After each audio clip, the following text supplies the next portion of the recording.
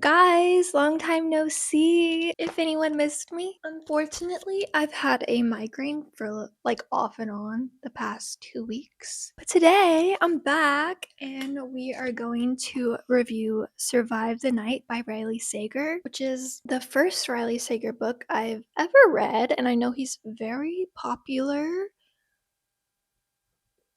I can't exactly tell you why based off of this book, because warning, I didn't love it. Did not love it, but you could probably tell by the title. Yeah, we're gonna do a full review. I'm gonna go, I'd say chapter by chapter, but they're not separated by chapters exactly. They're separated by times because this all takes place over the course of a night, which is an interesting concept. I like that. So, yeah, if you're new here, which I hope you are, I need more viewers. My name's Aurora. I do book content and book reviews. I try to stay in the thriller horror realm, but I'm open to most things, but that is my preference. So, a lot of thriller book reviews are going to be coming up. But yeah, today we are reviewing Riley Sager's Survive the Night. And shout out to my mom for getting me a printer so I could print off my script, which is really, I got a lot. I got a lot to say. I'm going to start by reading the synopsis for you. Okay, so Survive the Night by Riley Sager follows Charlie Jordan, who is possibly being driven across the country by a serial killer. It says behind the wheel is Josh Baxter, a stranger Charlie met by the college rideshare board, who also has a good reason for leaving university in the middle of a term. On the road, they share their stories, carefully avoiding the subject dominating the news. The campus killer, who's tied up and stabbed 3 students in the span of a year, has just struck again. Traveling the lengthy journey between university and their final destination, Charlie begins to notice discrepancies in Josh's story. As she begins to plan her escape from the man she is becoming certain is the killer, she starts to suspect that Josh knows exactly what she's thinking, meaning that she could very well end up as his next victim. Very dramatic. So I will start by saying I like the concept. I like that this takes place over the course of a night. I mean, it's been done before, but I think it's still interesting. Everything's been done before, so like I'm not gonna knock for that. But anyway, we start with the prologue. Is kind of set up like a script, but not really. It's just saying fade in, parking lot, the middle of the night, the middle of nowhere. But as someone who's taken screenwriting classes, it doesn't look like a script. It does later in the book. It confuses me because it starts by saying, beginning at the end like a great film noir, Bill Holden dead in the swimming pool, Fred McMurray giving his last confession, going full circle like a noose. So I thought that was going to be characters in the book, but I think it's actually characters in a movie she refers to later on that like follows the same concept of like a girl with the same name as her, Charlie, getting stuck or being in a car with a serial killer. The way that it's written in the prologue, I thought those were going to be characters in the novel. They're not, if that makes any sense, because it didn't really to me. Prologue ends going, she's the girl in the car, the man behind the wheel is a killer, and Charlie understands with the certainty of someone who's seen this kind of movie 100 times before that only one of them will live to see the dawn. And that's the prologue. So I don't know, it was kind of unnecessary, but also a little confusing because the character mentions and those characters are never in the book. And I've not seen the movie that she's referring to, so I'm just going to assume that those are movie characters. We'll get to the movie she's referring to, it comes up later. But so then we open the next chapter. The first chapter is titled 9 p.m. And this one is written like a script, just the chapter titles. Dorm room day. And we open with, staying isn't an option. That's why Charlie has agreed to get into the car with a perfect stranger. She's promised Robbie, promised herself as well, that she'll bolt if anything about the situation strikes her as shady. One can't be too careful, not these days, not after what happened to Maddie. And then we go on. She's just talking about how she's steeled herself for a flight, saying she knows in this scenario when to run, I guess. But she also goes, she doubts it will come to that because he seems nice, friendly. Definitely not the type of guy who'd do the things that had been done to Maddie and the others. And if you're wondering what was done to Maddie and the others, they were killed by a serial killer. And Maddie was her best friend. So, yeah, what is happening basically is that her friend Maddie was murdered 2 months ago by a serial killer that they call the campus killer. And now she's about to meet up with some guy and get in his car for like 6 hours for a road trip. A stranger, because that's what you do after your friend was just murdered by a stranger. Already, that's something that no woman I know would do. Even without having a friend who just got murdered by a serial killer, I still don't know any woman who would get into a car with a man they don't know for that extended period of a time. Already, I was like, has he met a woman? Women, eh? What are they? Who knows? Don't do this. Can't live with them, can't find them, sometimes. It turns out he's not a complete stranger because they met once, aka the one time they met at the rideshare board where he offered to give her a ride to where she was going. Yeah, it still makes him a stranger, babe. The stranger sees her at the board and he's like, oh, you're going to Youngstown? I'm going there too. You can get a ride from me. And she's a little bit hesitant because her best friend was just murdered by a stranger, as one would be hesitant. She's like, I don't know if I should. So they're talking, and she notes to herself she'd been pretty once before guilt and grief had sunk their claws into her. Because guilt makes you ugly, guys. I mean, I could see that it could, like, you could definitely not be upkeeping your looks or like your hygiene habits or whatever. I could totally see that, but I just feel like the she been pretty once is kind of weird. I don't know, very self-deprecating as this character is, we'll learn. But yeah, she's debating spending hours alone in a car with this guy she doesn't know, but she needs a ride apparently, like very soon. She's in college. Did I say that? And she goes on to say, when she's thinking about it, that she knew what kind of vibe she gave off, an angry dourness that would have made guys like him tell her to smile more if she hadn't looked like she'd punched them for doing so. Doom and gloom hovered over her like a rain cloud. Yeah, I too usually want to punch a dude when they tell me to smile more. Like, it's so condescending and a sexist comment that women often get. So I don't think you have to be like just an angry person to be made upset by that. It's a rude thing to do, regardless. So yeah, she tells Josh, this guy that she's just met at the rideshare board, that she wants to leave as soon as possible, so he agrees to leave the next day. Charlie notes that he's big as fuck. So I also would not get into a car alone with a stranger who was like twice my size. That just seems like common sense to me. I don't know. Maybe I'm crazy. Anyway, then we skip to she's back in her dorm room, packing to leave, and she thinks she hears Maddie from the dorm room, her dead friend. No, it's Robbie, her boyfriend. The spell is shattered of her remembering the dorm room as a happy place. Now it is just a white walled box that contains only memories now soured by tragedy. So basically, the whole reason she wants to leave is because her friend was murdered. She can't handle being in her dorm room or at the college and being reminded of her every day anymore. So she wants to leave right now, even though the term is literally over in a few days. And if she would just wait a few days, she could get a ride from her boyfriend home. But no, she's like, I gotta go right now, so the better option is getting a ride with a complete stranger. Wow, I'm so smart! I can't even form into words how absolutely ludicrous of an idea that is. Like, just wait a few days. It's been 2 months already since Maddie died. A few more days is not gonna kill you. This guy might kill you.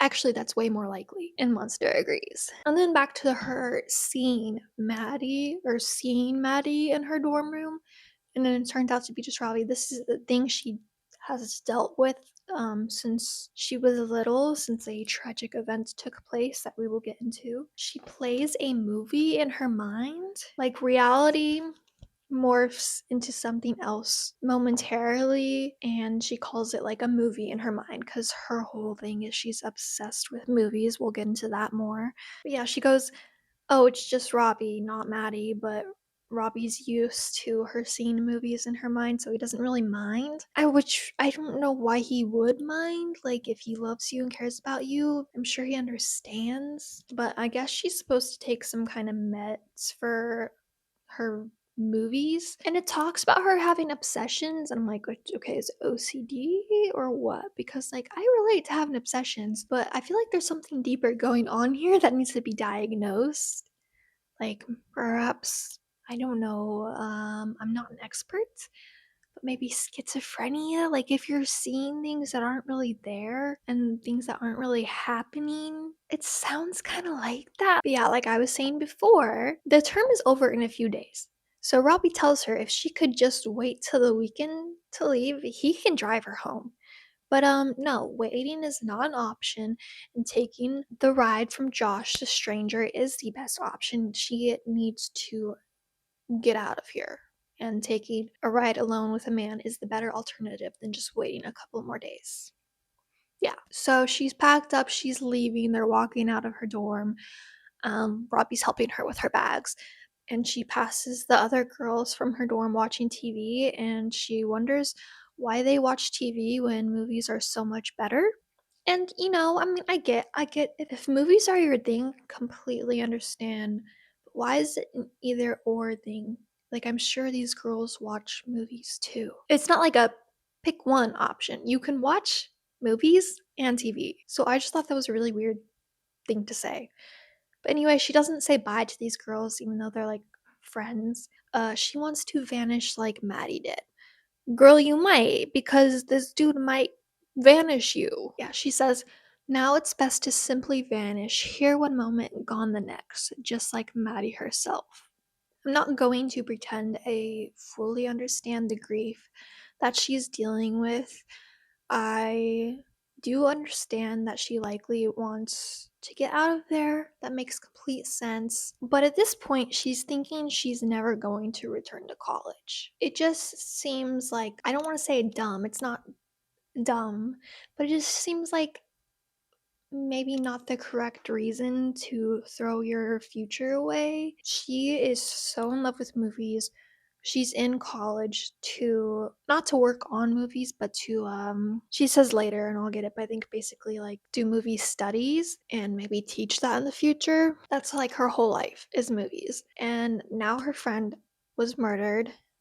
Very sad, very unfortunate. And she decides, oh, I'm just gonna drop out of school. I would understand if she needs a break. But she's like in her head thinking, I'm never going to come back. And I don't really super care what happens to me, which is why I'm not afraid to get in the car with a stranger. But also, she is afraid too. She's just like ignoring the red flags later on. Which, well, I'm kind of skipping ahead here, but I'm just like, girl, what are you doing? Like, maybe just finish the term so you can at least have your grades.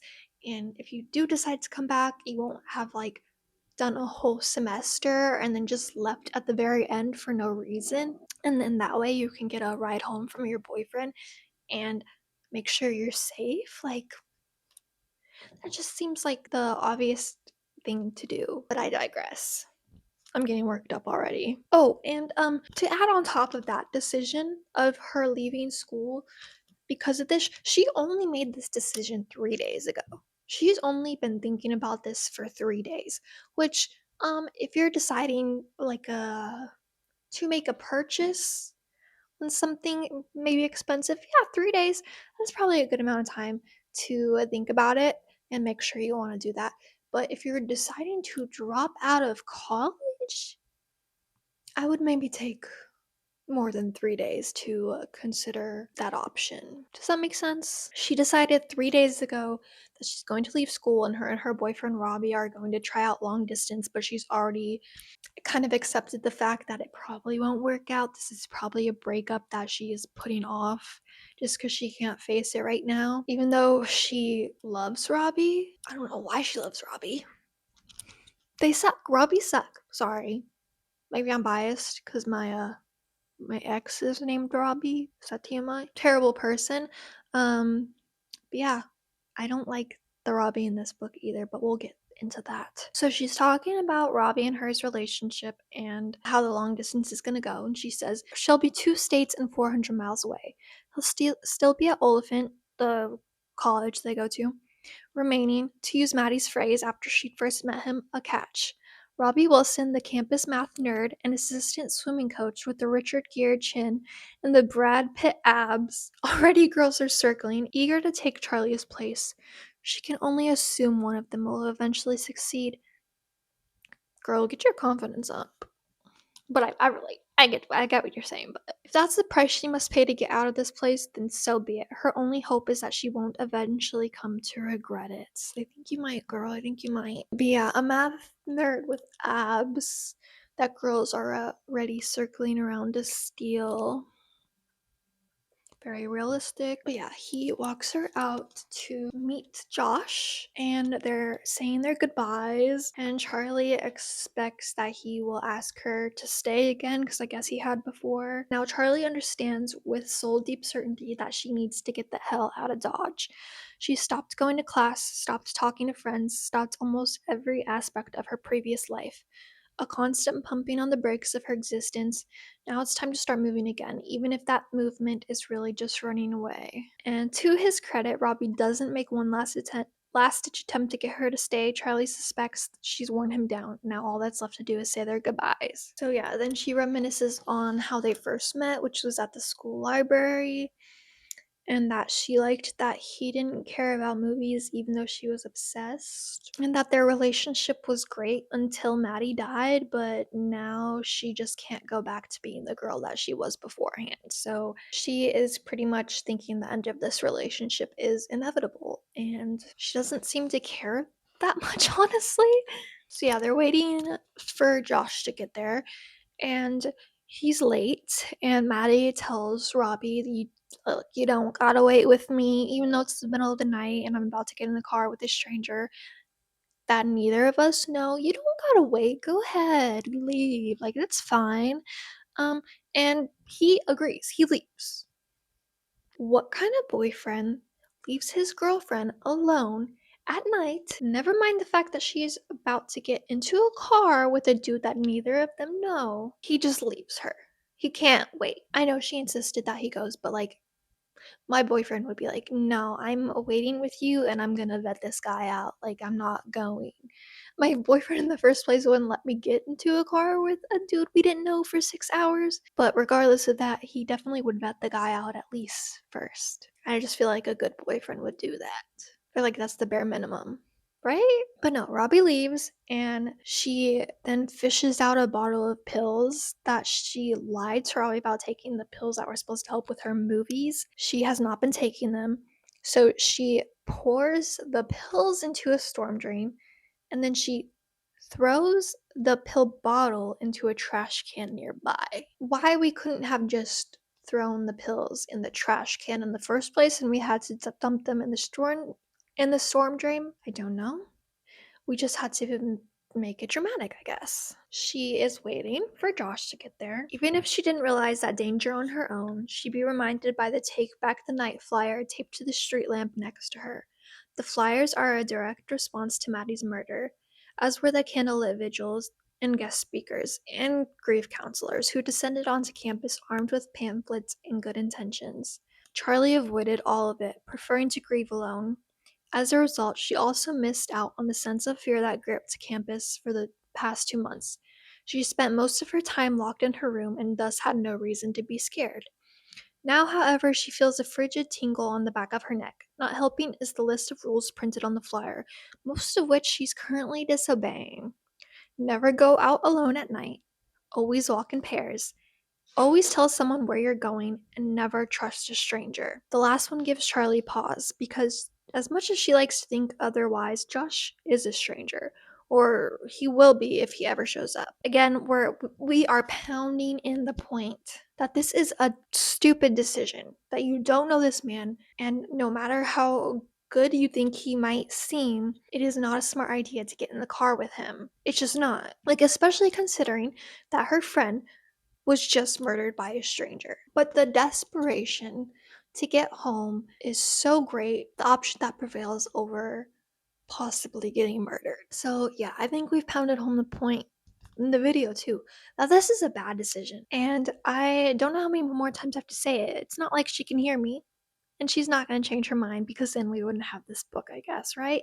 So Josh shows up late and helps her load up her stuff into the car. In that short span of time, she notices something strange about the way he's standing. Rather than pack everything from directly behind the car, Josh remains at an angle, his broad back blocking whatever view Charlie might get of the open trunk, almost as if there's something else inside, something he doesn't want her to see. Charlie suspects it's nothing. She knows it's nothing. People sometimes do weird things. She's the girl who sees movies in her mind, and Josh is the guy who fills his trunk in a weird way. End of story. But then Josh turns around after slamming the trunk shut and she notices something else about him. Something that, to her mind, is stranger than how he loaded the trunk. Josh is dressed the same way as he was at the ride board. Exactly the same. Same jeans, same sweatshirt, same nice hair, yes, they're at college and everyone dresses like this. It's the unofficial uniform of Oliphant. But Josh wears it uncomfortably, almost like these are not his normal clothes. There is, Charlie realizes, a bit of a bit of central casting to his look, as if he's been hired as an extra. Generic college hunk number two. Josh smiles again, and Charlie notices that it's absolutely perfect. The smile of a matinee idol, intimidating in its full glory.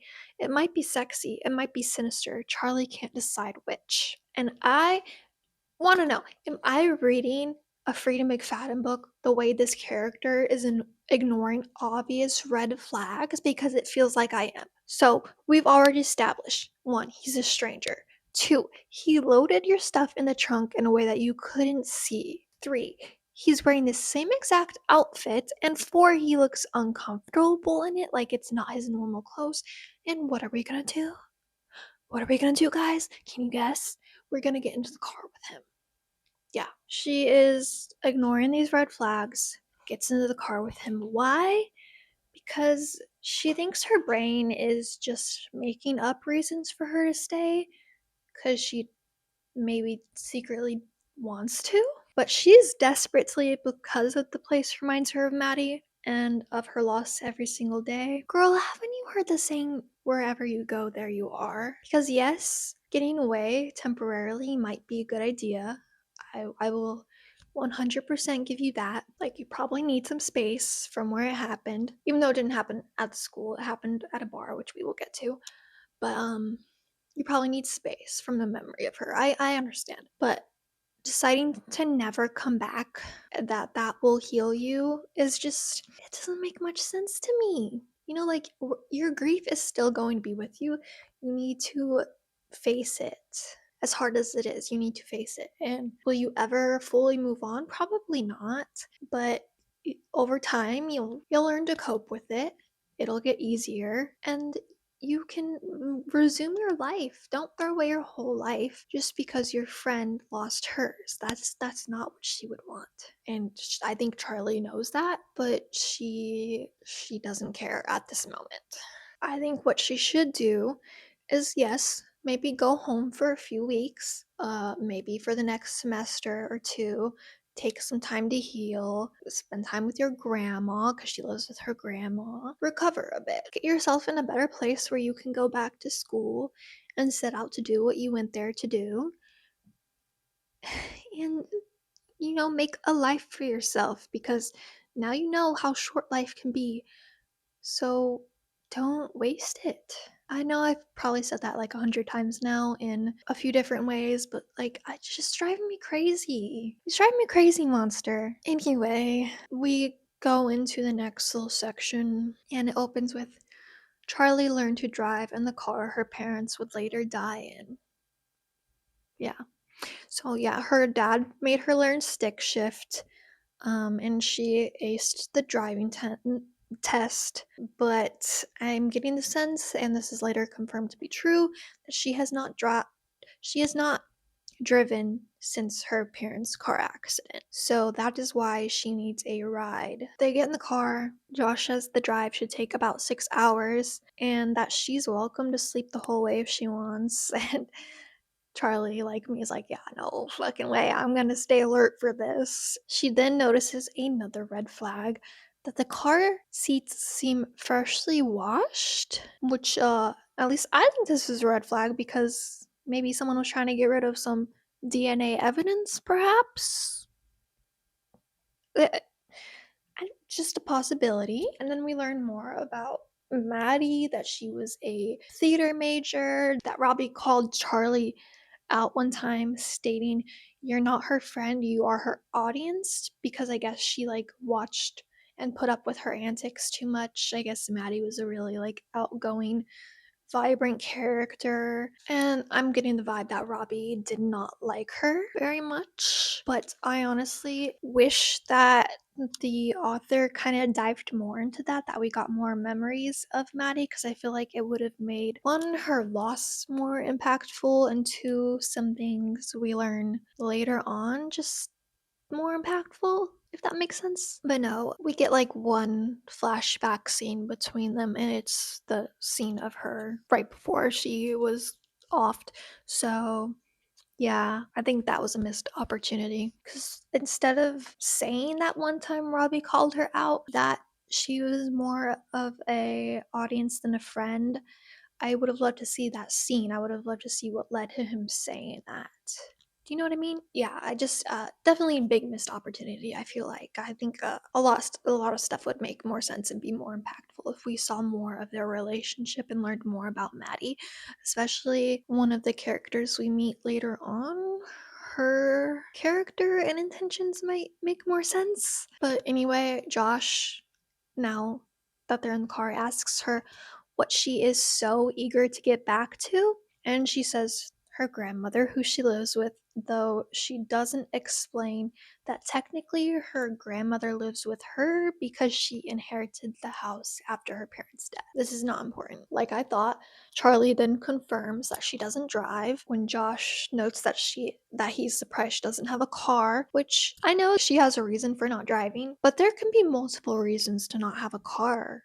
I don't currently have a car. I got rid of my car when we moved to Los Angeles because it was a piece of junk, honestly, and it wasn't going to make the drive across the country for a second time, and it wasn't worth the price to pay for shipping it here. And we luckily live in a pretty walkable area, so there is reasons for not having a car. Not everyone can afford a car. She's a college student. Who's to say she can afford a car? I think it's kind of weird that to be like, "Oh, I was wondering why you don't have a car. It must be because your parents died in one." Like, that's weird. I guess her parents died because her dad swerved off the road. They don't know why he swerved off the road. It was just an accident, she was told. I thought this was going to lead to something, like maybe we learn something else happened that caused him to swerve off the road, or maybe it was a cover up or something. No, we never touch on this again, so I'm not sure why it was like alluded to that it wasn't really an accident that happened. I don't know. But Charlie goes on to rationalize like why she doesn't drive really, and she says or thinks that what no one understood was that dying in a car crash wasn't what frightened Charlie. Culpability, that was her big fear. She didn't want to cause the same pain her father had. If there was an accident and people died, including her, she didn't want to be the one responsible. The irony is that someone has died and Charlie is responsible, and it didn't involve a car at all. And then, Josh is just trying to make a conversation and he asks her if Charlie is short for anything. Okay, well, I guess it could be short for Charlotte or something. But anyway, she makes a joke that apparently Maddie loved and she says it's short for Charles. but Josh doesn't get the joke. She was named Charlie after a character in the movie that I was referring to earlier called Shadow of Doubt by Alfred Hitchcock, which I haven't seen, like I said, so that's why the beginning confused me. But anyway, she talks about the movie to Josh. She tells him kind of the basis of it, and he asks if that's her thing, movies, and she says it's her life, and she majors in film theory. And Josh asks, why movies? Because they take our world and improve upon it, Charlie says. Movies are magical that way. Everything is magnified. The colors are brighter, the shadows are darker, the action more violent, and the love affairs more passionate. People break out into song, or they used to. The emotions, love, hate, fear, laughter, they're all bigger. And the people, all those beautiful faces in full close up, so beautiful it's hard to look away. So yeah, she's obsessed with movies. Like we've established, that's her whole thing. She learned movies are better than life the day her parents died and her Nana Norma came to stay with her. She used to be an actress and or a failed one anyway, but she still loved movies and had them watch one the night that her parents passed away, and it made Charlie feel better. After the funeral, she asked Nana Norma if she knew the name of that hymn the choir had been singing as her parents' coffins were lowered into the ground. What hymn? Nana Norma had asked. And what choir? That was the moment Charlie knew the reality of her parents' funeral was far different from the one she had experienced. She understood then that her brain had embellished it, turning it into a mental movie, images on film, churning through reels, telling someone else's sad tale, which was how she was able to endure it. So that's the first time her mind ever made something into a movie. It was a trauma response to her parents' death and being at their funeral. So yeah, she still has them to this day. After Josh asks her a question, she actually does this movie thing and zones out for a minute. And Josh is like, "Hey, where'd you go there for a minute?" And she admits to Josh reluctantly because she doesn't really openly tell people this, but for some reason she decides to tell this stranger about the movies in her mind. And when she had told Maddie before, which is one of the only people she's told, she explained it like this. Instead of what's really happening, I see a heightened version of the scene, like my brain is playing tricks on me. I hear conversations that aren't happening and see things that aren't really there. It feels like life, only better. Charlie shakes her head. More manageable. She had always thought of seeing it as things in widescreen. Not everything, just certain moments, difficult ones, a Steadicam operator gliding through the rough patches of her life. It wasn't until she was forced to see the psychiatrist who prescribed the little orange pills that Charlie realized what the movies in her mind really were. Hallucinations. That was what the psychiatrist called them. She said it was like having a mental circuit breaker triggered when Charlie's emotions threatened to overwhelm her. In times of grief or stress or fear, a switch flips in Charlie's brain, replacing reality with something more cinematic and easier to handle. Very unique concept there that I've never heard of, but I guess understandable for what she's been through. But yeah, apparently the movies didn't used to scare her until they did. So I'm guessing that one of these movies happened when Maddie died, and that's why she blames herself for her death. And it turns out I'm gonna be right. But then Josh, still making polite conversation, asks who would play him in a movie. And she says a young Marlon Brando back when he was hot. And Josh is like, oh, so you think I'm hot? So they're kind of flirty despite the boyfriend. And he tells her that Audrey Hepburn would play her, which I guess Maddie used to tell her to. And she is surprised that he knows who Audrey Hepburn is. Really?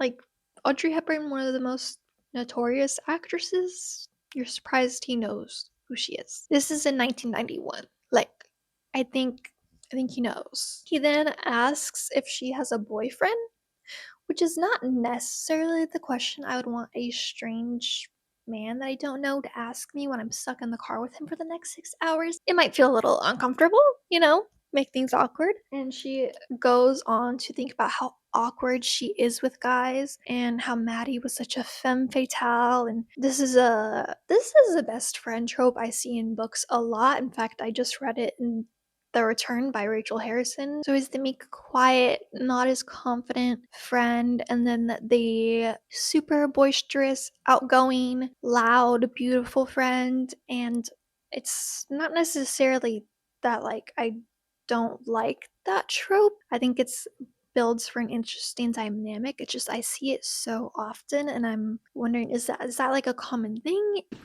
How could you guys not tell me this whole time that I was your duff? Or what? Maybe I'm out of the loop. I just like I see this a lot in books and I'm wondering, wow, this must be like a very common friendship dynamic that I just haven't experienced myself. If anything bothered Charlie, it was the fact that deep down she knew Robbie was out of her league. Dorkiness aside, he was still Golden Boy, handsome, athletic, smart. His father was an engineer and his mother a doctor. Both were still alive, which was more than Charlie could say. She felt inferior in every regard, an ugly duckling who would never turn into a swan.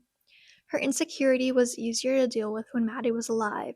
She'd always make Charlie feel, if not normal, then at least like a fellow outcast. It provided balance. Robbie's normalcy on one side, Maddie's Auntie Mame-like eccentricity on the other, and Charlie firmly in the middle. Without Maddie, things no longer worked. And no matter how hard Robbie tried to ease her grief, guilt, and self hatred, Charlie knew it was only a matter of time before he'd realize she wasn't worthy of such attention. When she decided to leave school, she told herself she would be doing Robbie a favor. Deep down, though, she knows she's also hastening the inevitable, breaking Robbie's heart before he gets a chance to shatter hers. So, yeah, she basically feels like she's not good enough for Robbie for whatever reason. I don't know. I hate that. I hate that. Oh, he's so hot. Why would he choose me? Trope. Yeah, it's just like the guy is so out of my league just because he fits beauty standards and he has abs.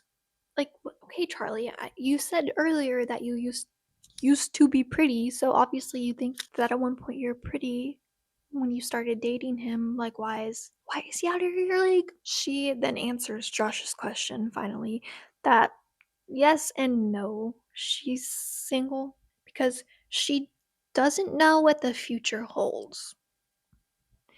And she starts giving him movie quotes to guess, and he gives her one from Psycho. And the line gives her chills because he delivers it the exact way Anthony Perkins did, calm and matter of fact. So, like another red flag, she's like, you're kind of giving me the heebie jeebies, but we'll just ignore it. And he asks her why she's dropping out if she loves movies so much, and she says it's none of his business. She thought she'd eventually become a professor at a school similar to Oliphant, teaching film studies to the next generation of cinephiles. What she hadn't planned on was Madeline Forrester swanning into their dorm room that first day of college on a gust of cigarette smoke and Chanel No. 5. She was beautiful. That was the first thing Charlie noticed. Pale and blonde and voluptuous, with a heart-shaped face that reminded her of Vivian Lee in Gone with the Wind. Yet she seemed slightly worn around the edges, an intriguing exhaustion, like a hungover debutante dragging herself home the morning after a cotillion. Framed in the doorway, teetering on 3-inch heels, she surveyed their shared room and declared, "What a dump." Charlie got the reference. Maddie was impersonating Liz Taylor in Who's Afraid of Virginia Woolf, impersonating Bette Davis in Beyond the Forest, and her whole body feels like a jostled bottle of champagne. She just met a kindred spirit. "I think I adore you," she blurted. Maddie fanned herself. "As well you should." Charlie, maybe you were like a little bit in love with her, which is okay. But no, she goes on to say that like, Maddie dressed like a 50s socialite and they had a lot in common, like being close with their grandmas from small towns, and they both loved movies. Josh, sussing out that there is a perhaps sad reason that she is leaving the campus, tells her that she can talk to him about what happened if she wants to, but she decides smartly to not confess to a man she doesn't know, which is honestly her first smart move. Then she asks him why he's leaving in the middle of the semester. And I hate that we keep saying middle of the semester because I think we established beforehand that it was the end of the term. He goes, he's not a student. Yeah, guys, he's not even a student. So why the hell was he using the student rideshare board and wearing an Oliphant, their school's shirt? Well, apparently he works there, but he quit that day. And I guess he did custodial work there, he claims. and he quit because his dad just had a stroke and now he's got to go care for him back in Toledo. But Charlie tenses at this because he told her when they met that he was from Akron, not Toledo. And she tells him this, like, you said you were from Akron. And he covers this up, saying he told her he was driving to Akron. He's going to pick up his aunt there and then go to Toledo. Sure, Jan. Charlie thinks this is maybe a little red flag, but she just ignores it like all the other ones. She knows it's not what Josh has said or the way he's dressed or how he put things in the trunk that's made her so jumpy. Her nervousness lies in the fact that because something awful happened to Maddie, Charlie thinks it could also happen to her. Yeah, it could. There's literally a campus killer on the loose. Yet there's more to it than that. The bedrock truth, as Nan and Norma would say, a truth that's beneath the surface, buried deep, a foundation upon which all the lies we tell ourselves is built. And for Charlie, the bedrock truth is that she thinks she deserves to have something awful happen to her.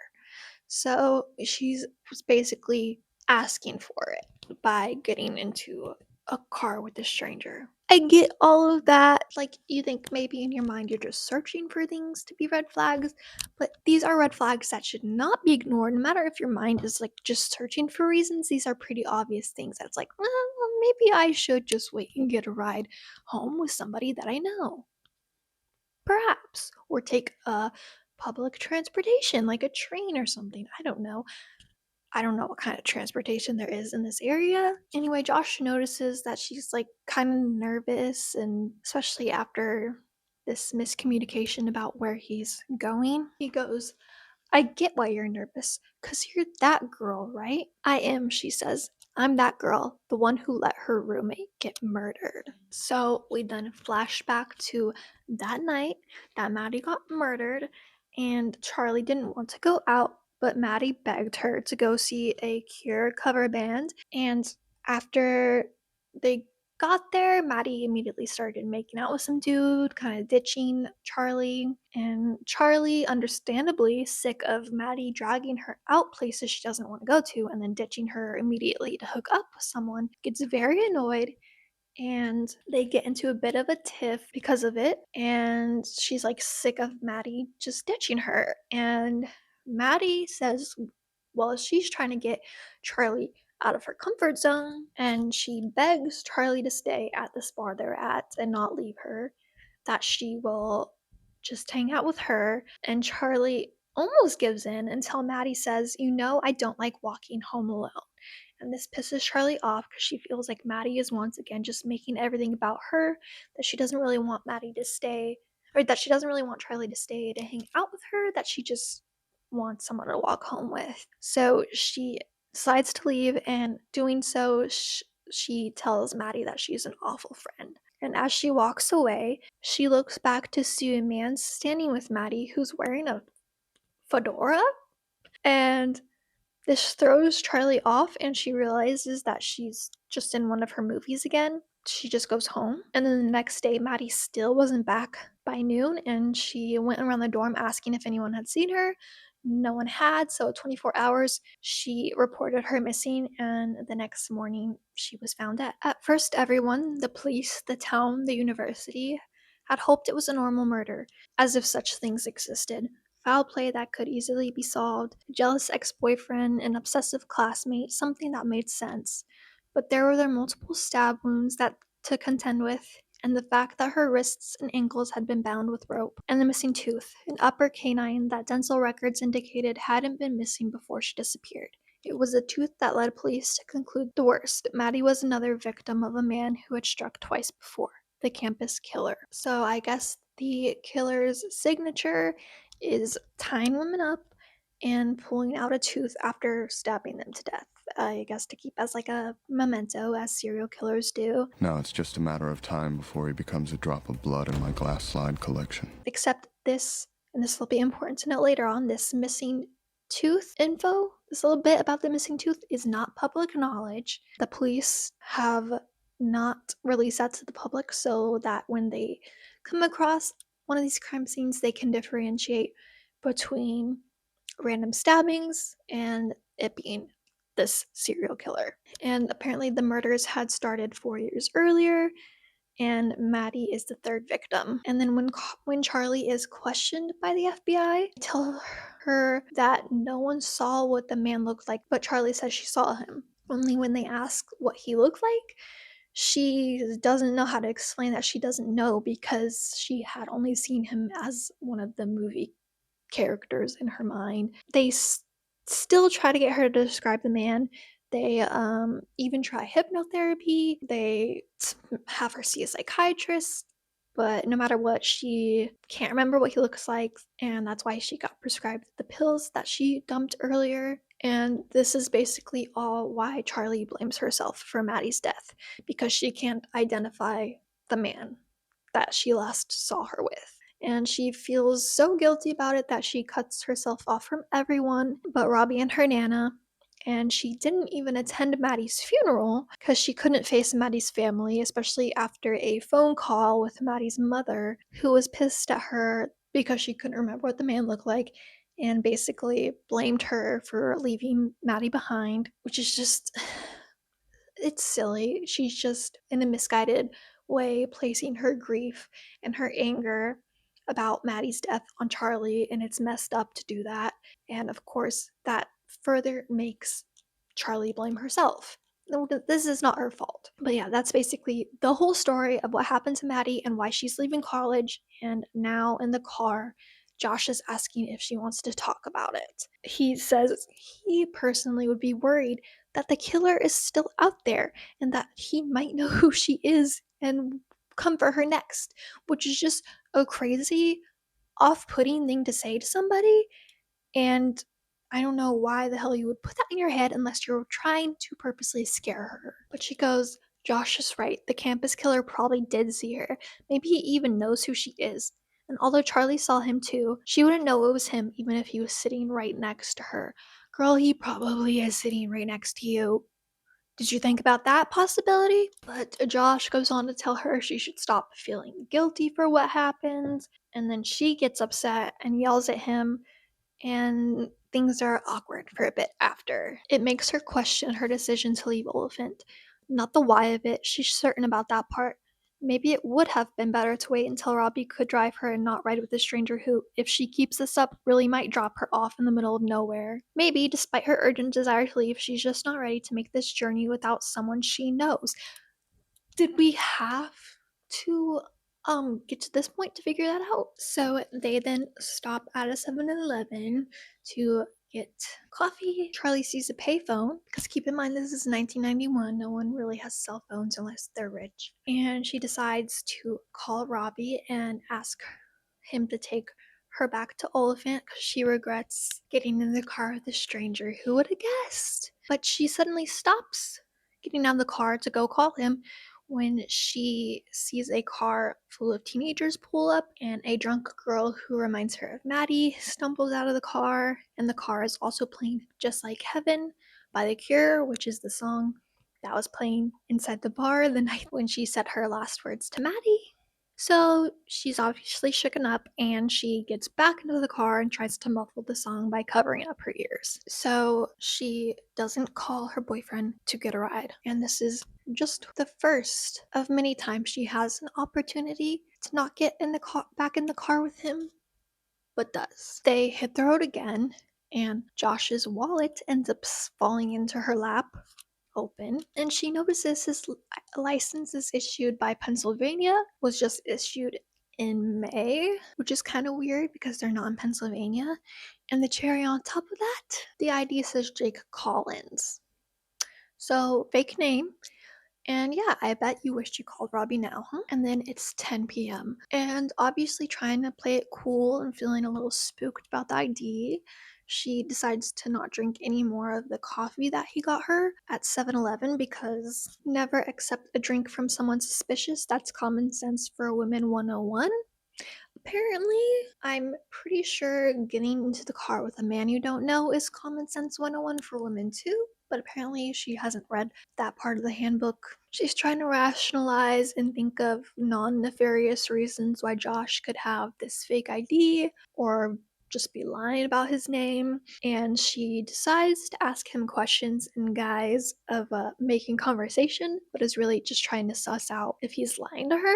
She starts out with a very low key question of asking what his last name is. And he says Baxter, which doesn't match the ID. And then she goes on to ask him where he's from and tries to trip him up to see if any of his answers don't match what he said earlier. But this part is so obvious. She's asking him question after question, like she's interrogating him, not just trying to make conversation. She even goes as far as to ask him what hours he worked at the school as a janitor, which is just crazy. But she does catch him in a lie when she asks what his favorite building at the college is, and she states hers is Madison Hall. And he says, oh, his is too. And then she goes, there is no Madison Hall. And he goes, no wonder I was confused.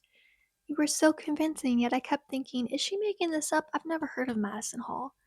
And there it is. She tricked him at last, a fact that provides Charlie with no sense of happiness. The opposite happened. She feels worse knowing that her fears are, if not proven, at least justified. Josh is lying to her, at least about working at Oliphant University, and probably about everything else as well, because there is a Madison Hall on campus.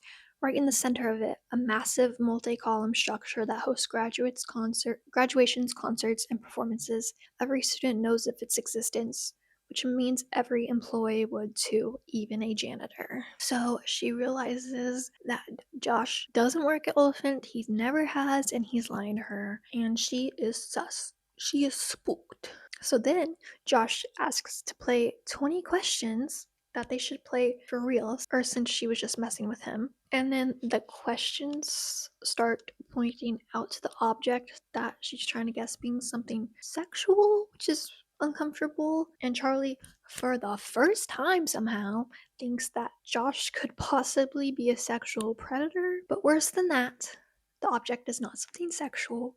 It is a tooth. So obviously Charlie is spooked because what is the body part that the serial killer takes from their victims? A tooth. And Josh apologizes, noticing that she's spooked, and he says he wasn't thinking, but it's because the guy who killed her friend pulled out one of her teeth, right? And hello, we have established that the tooth thing was not public information. So how does Josh know this? Luckily, Charlie does notice this and questions him about it, and he said he read it in the papers, and she knows that is a lie because it's not public information, as we've established, and she realizes that he could be the campus killer.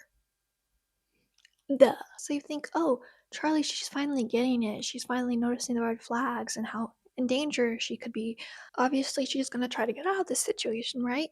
But no, she keeps trying to rationalize it. She has no proof that Josh is the campus killer, only a vague suspicion based on something he said. No, more than something. Several things, all of them adding up to a suspicion that's more than vague. Charlie already knows Josh has lied to her, and is continuing to do so. The amount of lies he's told since leaving Oliphant probably outnumbers truth 10 to 1. But that doesn't mean he's a killer. Especially doesn't mean he's the man who killed Maddie. Girl, you're Delulu. So then on the highway, she sees a state trooper, and finally making a smart decision of trying to get out of this car, she starts breathing on the window to create fog and write help in so that the state trooper will notice. But just as the state trooper is about to pull up next to him, Josh taps the brakes at just the right moment, so the trooper misses the message, and Charlie decides her next option is to just jump out of the car, but Josh is driving too fast. But then Charlie remembers that luckily there is a toll booth ahead, and she can jump out when they reach it. But as they are there, she's about to run out of the car when Josh trips her up by saying, "Wow, that must have been some movie in your head." And she's like, what? And she is so confused because she's like, I didn't have a movie in my head just now. And instead of doing the smart thing and continuing to leave the car, this one opportunity she has currently, she stays because she needs to know what he meant. So, driving yet again, missing her opportunity to escape, she asks Josh to clarify the movie comment. He's like, well, you were zoned out for a while. And she asks how long, and he's like, about 5 minutes. And he asks if she's afraid of him, and she admits that, yeah, he makes her nervous, and admits that she saw his license had a different name and that she knows he didn't work at Oliphant. And he says she's right. He worked at Radio Shack nearby and says he lied because he didn't want to make the drive alone. He says, I didn't want to be alone. Is that a good enough reason for you? My dad had a stroke, and I felt helpless and sad and didn't want to drive to Ohio with nothing but all those bad thoughts to keep me company. So I put on this stupid sweatshirt, went to the ride board, and looked for someone to ride with me. Josh's voice has grown quiet, almost sad. When he looks at Charlie, his expression matches his tone, enough that guilt starts to gain a tiny foothold in Charlie's heart. As someone going through her own share of pain, she even understands why he did it. Grief and sadness are horrible places to dwell in alone. Was it deceitful? Yes. Was it creepy? Hell yes. But it doesn't mean Josh is dangerous. It doesn't mean he wants to do Charlie harm. You could have just told me that from the start, she says. You wouldn't have believed me, Josh says. It seems to me like you don't believe a word I've said. You haven't given me any reason to, Charlie says. I know your real name, remember? I gave you my real name. Using only one hand to steer, Josh pulls the wallet from his back pocket. He hands it to Charlie, who looks at it like it's something venomous, a snake ready to strike. Go on here, just see for yourself. Charlie takes the wallet, holding it by a corner between her thumb and forefinger, as if she just expects it to bite. She places it in her lap, hesitant. She already knows what she's going to see, a Pennsylvania driver's license with Josh's picture and the name Jake Collins. But when she opens the wallet, she finds no such thing. Inside, snug behind its clear plastic sleeve, is a license different from the one she saw. The picture is the same, Josh's perfect genetics still shining through, but the license itself is a New Jersey one, and printed across the bottom in letters clear as day is the name Josh Baxter.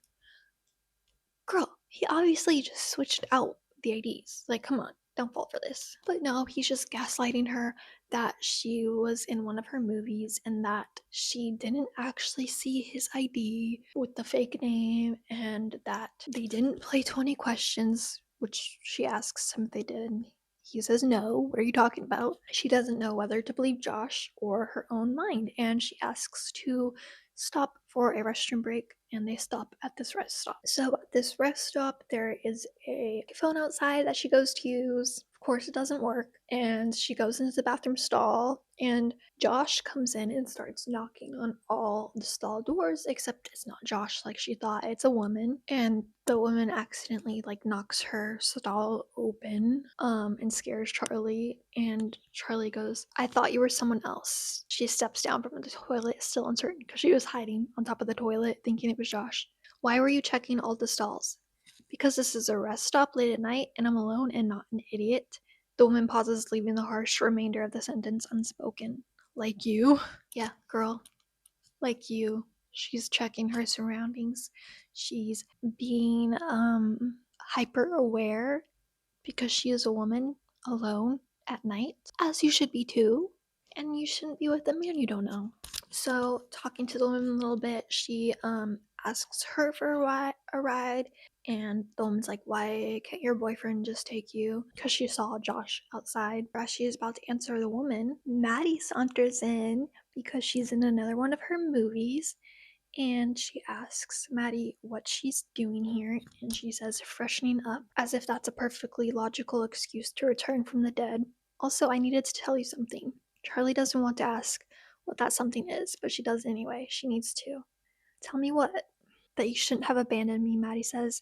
Then she grabs Charlie by the hair and slams her face against the edge of the sink. And then Charlie jerks back to life because that didn't happen. She is alone in there with that woman. Maddie obviously is not there. She was in another one of her movies. And the woman asks if she's okay, and Charlie says no and admits that the guy she is with might have killed people.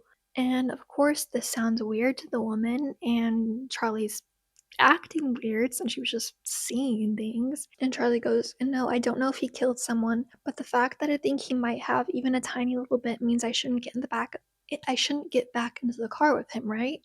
That I should be worried? The woman, done with it all, including the idea of using the stall she's been eyeing, pushes past Charlie and heads to the door. If you ask me, she says, he should be worried about you getting back in the car. Whatever shit you've been drinking, I suggest switching to water or coffee. The woman pushes through the door and just like that is gone. I can't exactly blame the woman for leaving Charlie alone and not giving her a ride. She is acting pretty erratic and out of it.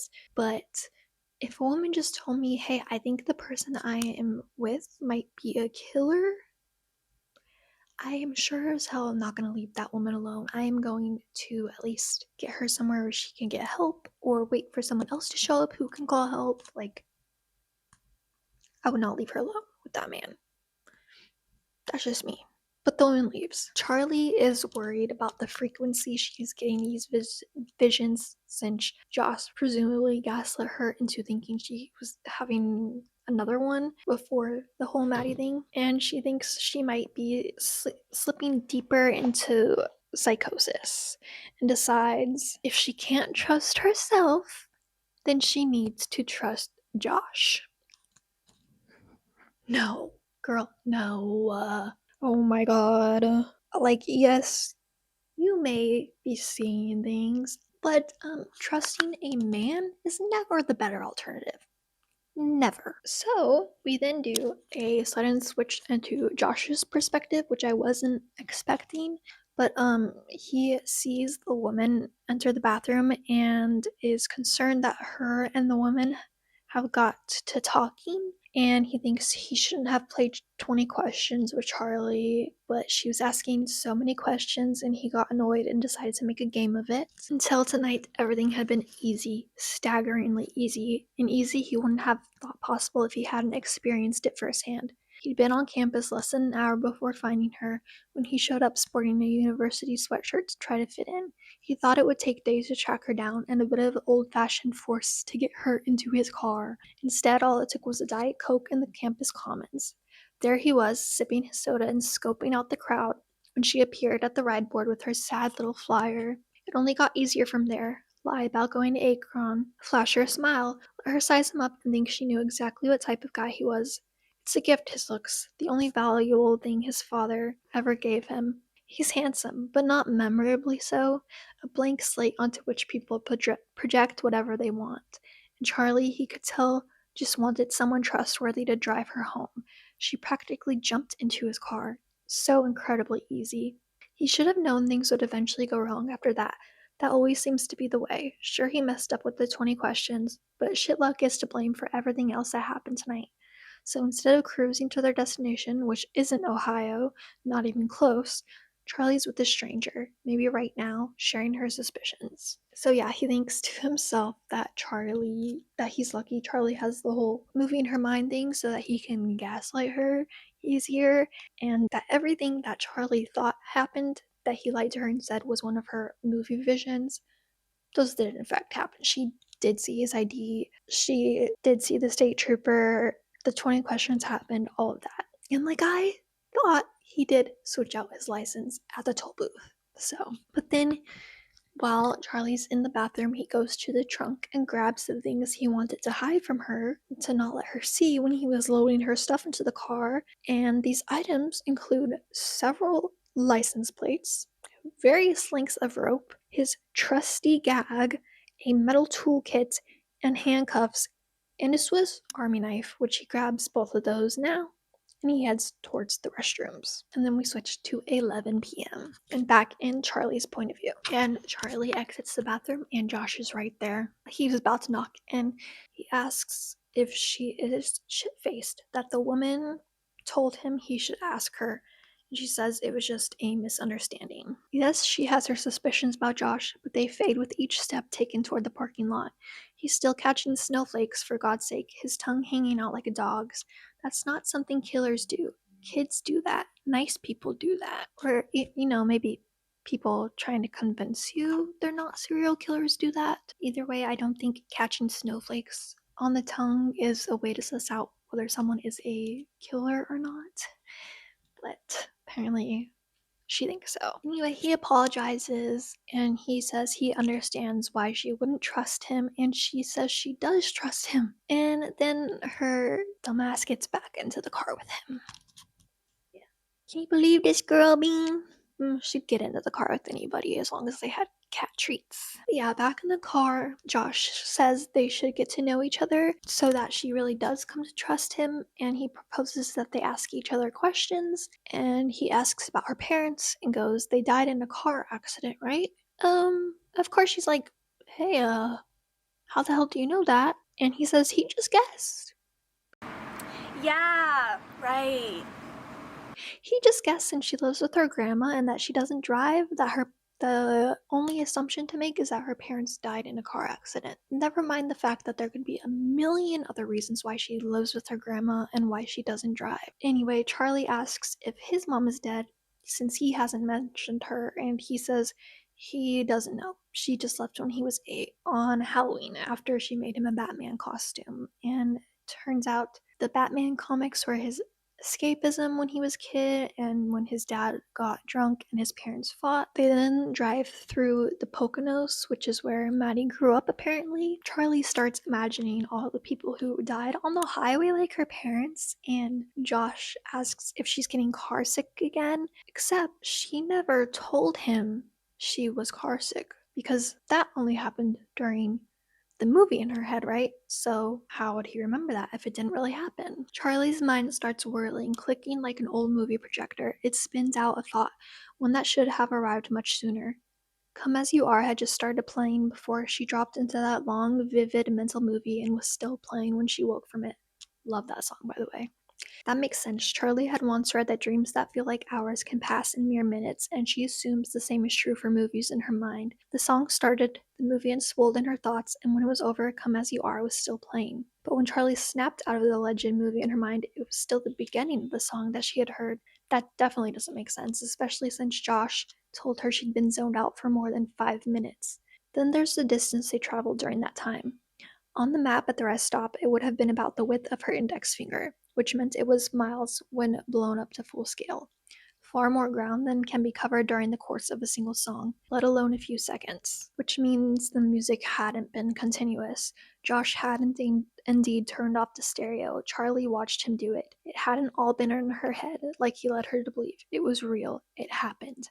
And if that was real, then what immediately followed might also be real, including 20 questions. Yeah, girl, I don't know why you let this dude gaslight you so easily. You should have never told him about the movies in your mind in the first place. So, trying to suss out if all this stuff really did happen, which she should have done before, she breathes on the window to see if she really did write help, and she did. She realizes that all of what happened was real, and she is furious at herself for falling for his gaslighting. And she also realizes that he told her he lived near Oliphant for the past 4 years, which is also how long the campus killer has been around, conveniently. And she's trying to figure out how to get out of the situation, but there's no place to go. So he continues to ask if she's car sick and suggests stopping to get food. And he starts driving onto a road called Dead River Road, and Charlie thinks he is going to a spot he had pre-planned to murder her at, and she asks to turn around, saying the place is probably closed anyway, but then the diner comes into view,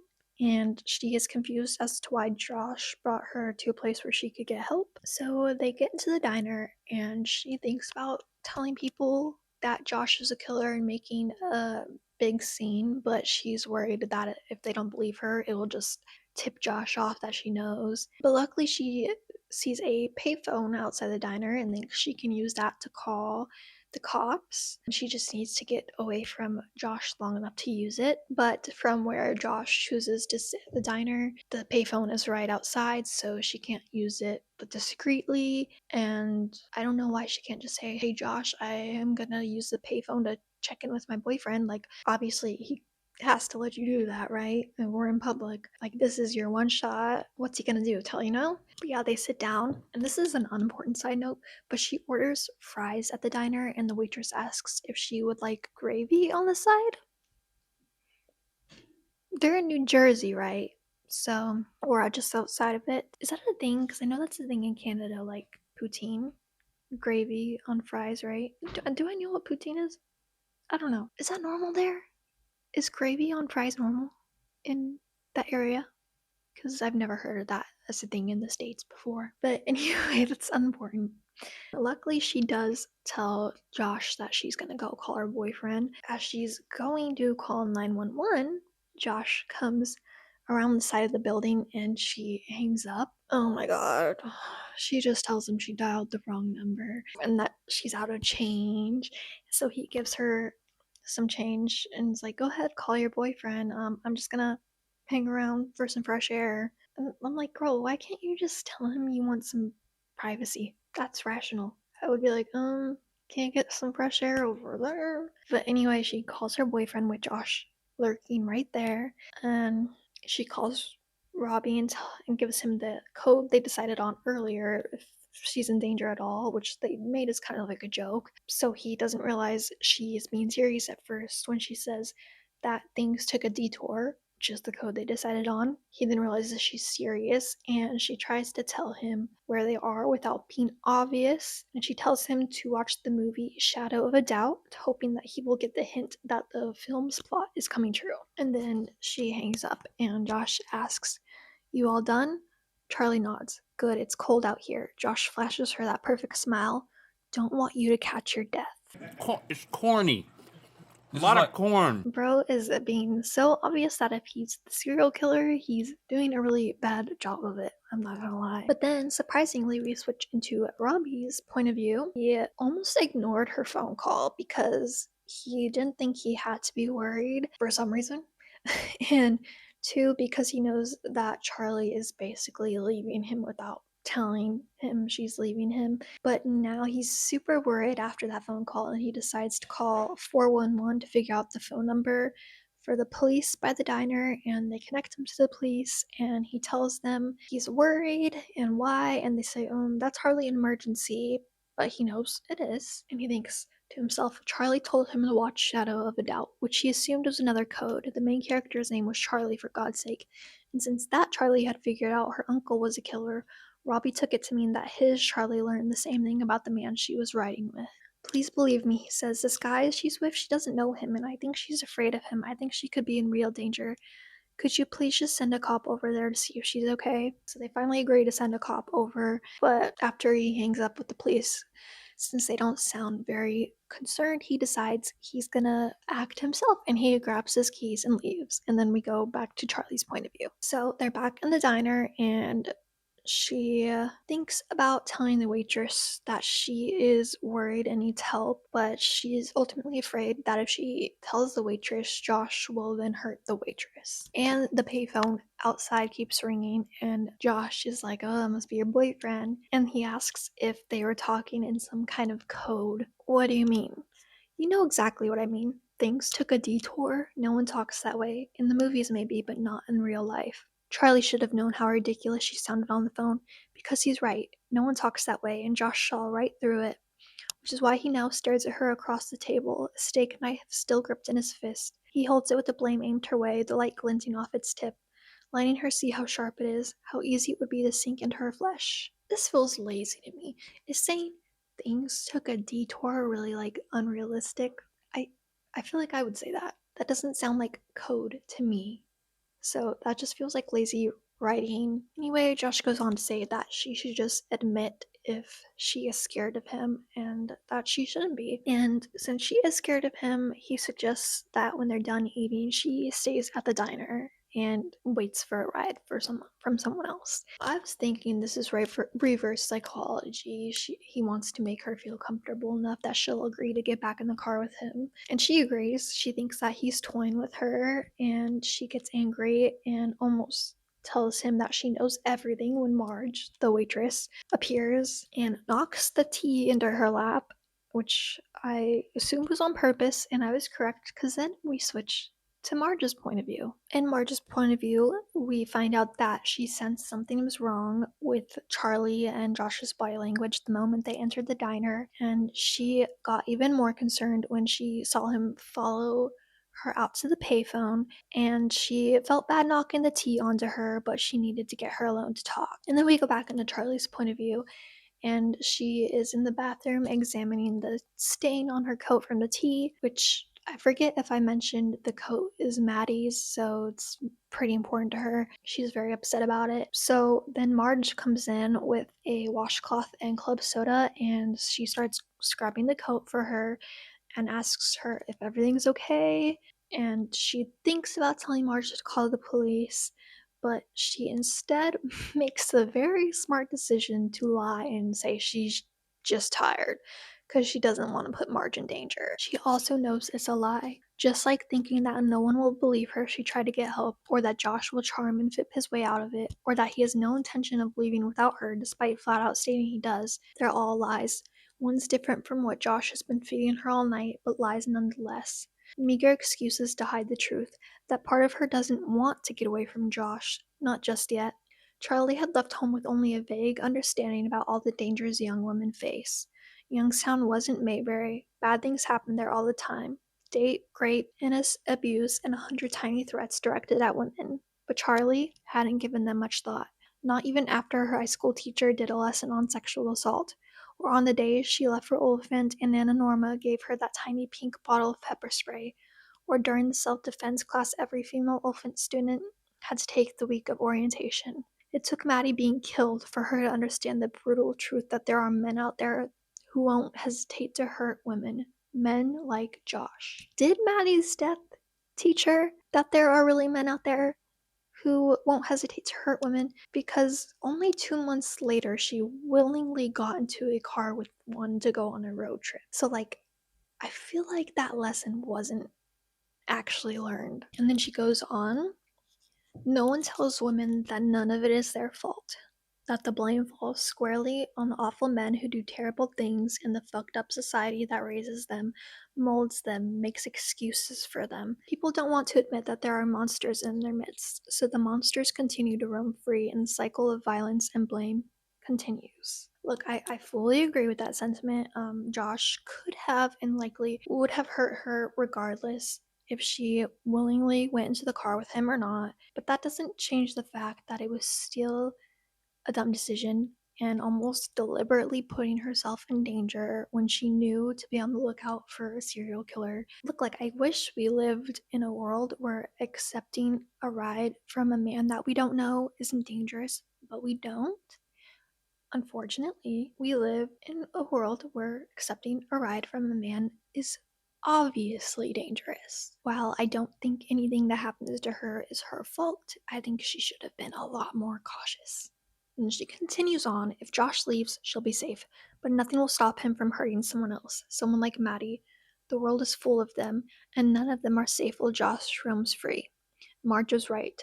There is a special place in hell for women who don't help other women.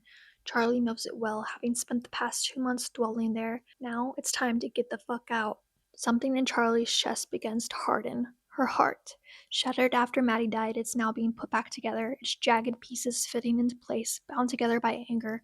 Another look in the mirror confirms it. She is changing. Her face has gained some color, a pink flush, brighter than the bathroom walls, spreads across her cheeks, her forehead, the bridge of her nose. Like her heart, her eyes have also hardened.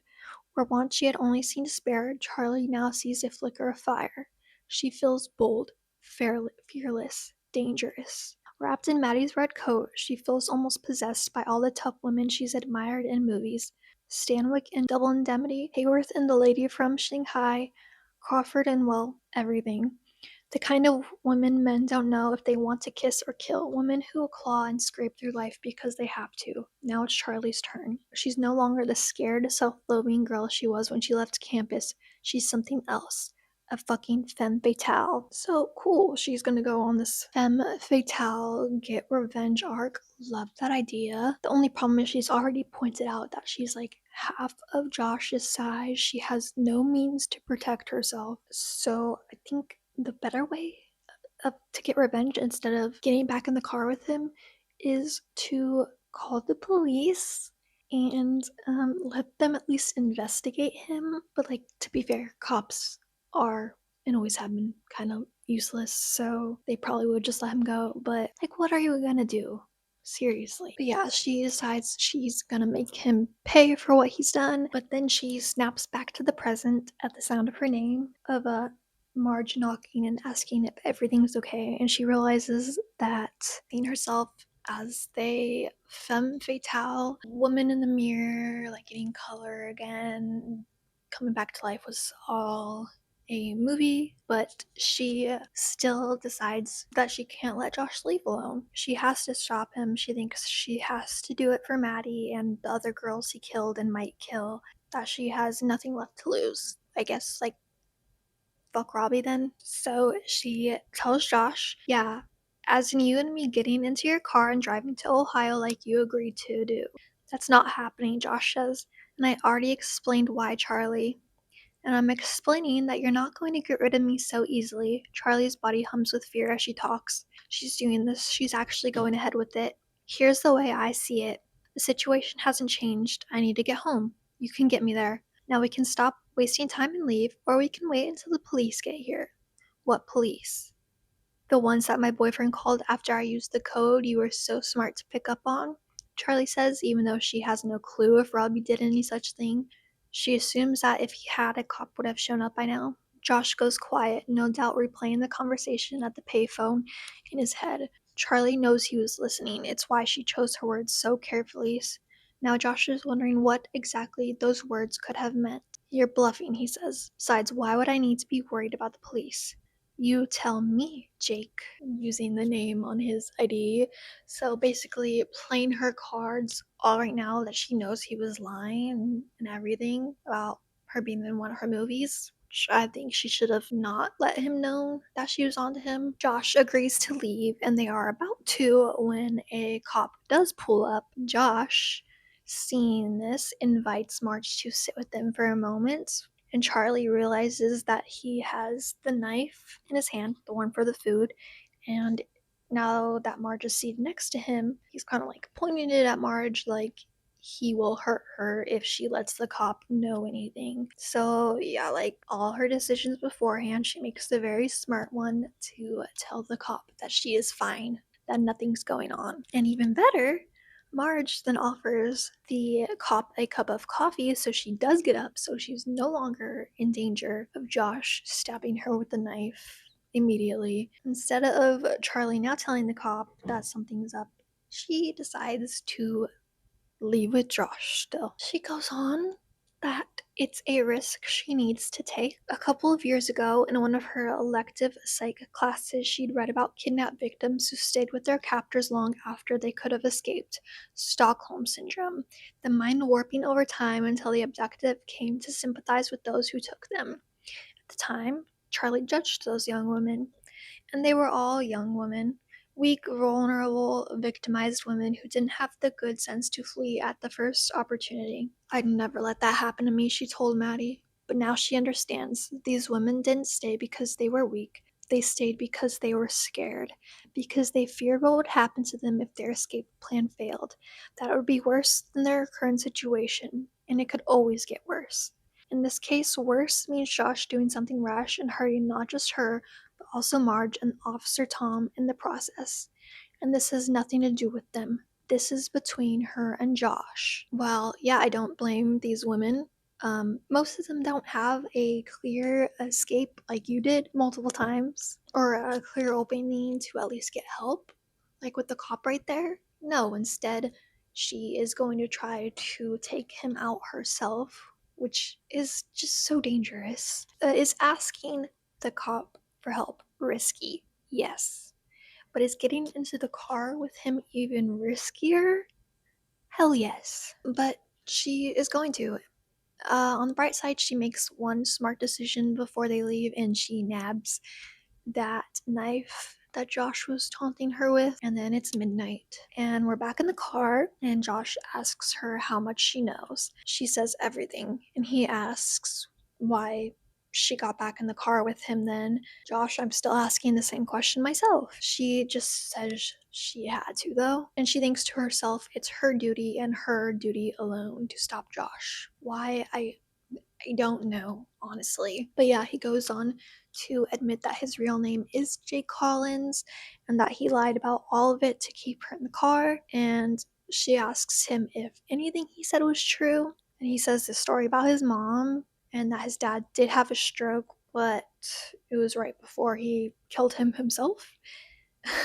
Because his dad always blamed Josh or Jake for his mom leaving. So he killed him because his dad sucked. She then, for some reason that eludes me, admits to him that she almost deleted herself from Earth. I don't know why, because God knows confiding in this dude has been a terrible decision from the jump since he used her movie thing to gaslight her. But yeah, I guess that the guilt over Maddie's death got so bad that she accidentally, but like subconsciously on purpose, overdosed from sleeping pills, but she ended up throwing them up before they could really get in her system. And that the real reason she wants to leave Oliphant is because she's afraid she will try again, which is understandable. But I think everything I said before about maybe just taking a break from college still stands. And the guys, it gets so good. He goes, "I'm glad that didn't happen," Josh says, "and I'm sorry we didn't get to meet under different circumstances. I think I would have liked that." Charlie stays silent. It's better to do that than to admit she feels the same way. There were points in this drive when she actually liked Josh, before suspicion and fear kicked in. She felt a kinship with him, probably because he is as much of an outcast as she is. Lonely too. She can tell that even now. Like recognizes like. In a weird, twisted way, Josh seems to understand her better than even Maddie sometimes did. He's my favorite duck. You hardly know him. Or maybe it's simply Maddie who makes her feel tied to Josh. There's a reason Josh chose her to be one of his victims. Perhaps he was drawn to Maddie for the same reasons Charlie was. And it's possible that's another reason she got back into the car with him at the diner, even though it defied logic and reason. She wants to know why. Why Josh picked Maddie, why he approached her outside the bar, why he decided to kill her. But instead of trying to articulate all of that, Charlie lets the silence grow. So yeah, girl, I'm sure he's a cool guy besides the alleged serial killing. And like, is there ever a good reason serial killers pick out their victims? It's gonna be nonsensical to you. You're not gonna think it's valid, so does it really matter if you find out why? Knowing is not gonna change the fact that she's gone, and now you just might end up as one of his victims instead. So, I don't know. Considering this is a novel, she'll probably end up getting her revenge, and everything will be fine and dandy in the end. But I doubt it would go like that in real life. But yeah, she assumes validly that they aren't really driving to Ohio. She asks him what will happen when the driving stops, and he says she already knows the answer. But then suddenly, deer jumps out in front of them, causing the car to fishtail, and once they stop, Josh tells her he's going to get out and check the front of the car. So I'm like, okay, girl, time to use that knife. And she realizes that when he's out of the car checking that the car is still running and he is in front of it. So like the obvious thing to do is to get in the driver's seat and run his ass over, right? Unfortunately, he sees her moving to do this and pushes her back into the car and into the passenger seat.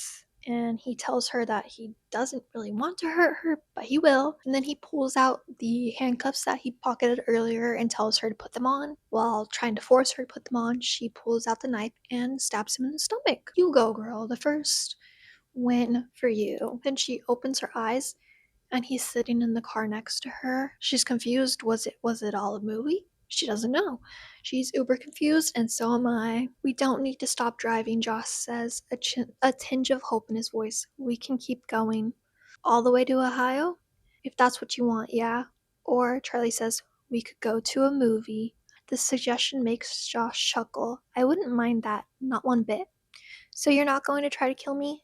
I can't, Josh says. You already killed me. Charlie looks down at her hands. One grabs a pair of handcuffs, the other is smeared with blood. On the other side of the car, Josh chokes out her name. Charlie. Charlie's eyes open on their own, a willful snap. In front of her, sprawled sideways in the driver's seat is Josh. Oh my god. I hate the name Josh because this makes me... Blah, blah, blah, blah. Yeah. His head is propped against the window, which has become fogged by his pained grunts. When he spasms, his hair makes a jellyfish pattern in the glass. The knife remains in his side, poking out like a meat thermometer. Josh stares at it, wide-eyed and sweaty, the fingers of his left hand reaching for it. Charlie, he grunts, help me. She stays frozen, save for her eyelids, which she rapidly blinks, hoping that doing so will jolt her out of this nightmarish movie in her mind, because that's all it is, a movie. it has to be. This can't be real. But yeah, I guess she really did stab him, but then she had that movie in her mind that she didn't stab him, but she really did. So she starts running away from the car. Josh then pulls out the knife from his stomach, and I guess he's been stabbed before, and he knows he will die if he doesn't patch it up. So luckily, he has a first aid kit in the car, and he starts stitching himself up. And he goes, "It was supposed to be easy. Now it's just a shit show." And he knows exactly who to blame. Charlie. He wasn't lying when he said he liked talking to her. He can't remember the last time he enjoyed being in someone's company. People, generally speaking, suck. It's why he does what he does. Most human beings can't stop being selfish, greedy, piggish assholes, and it's his job to make sure they pay for that. But Charlie's different, so weird and wounded, and as he now knows, secretly fierce. It made him lower his guard. He told her things he never told anyone else, ever. All it got him in return was a knife to the gut.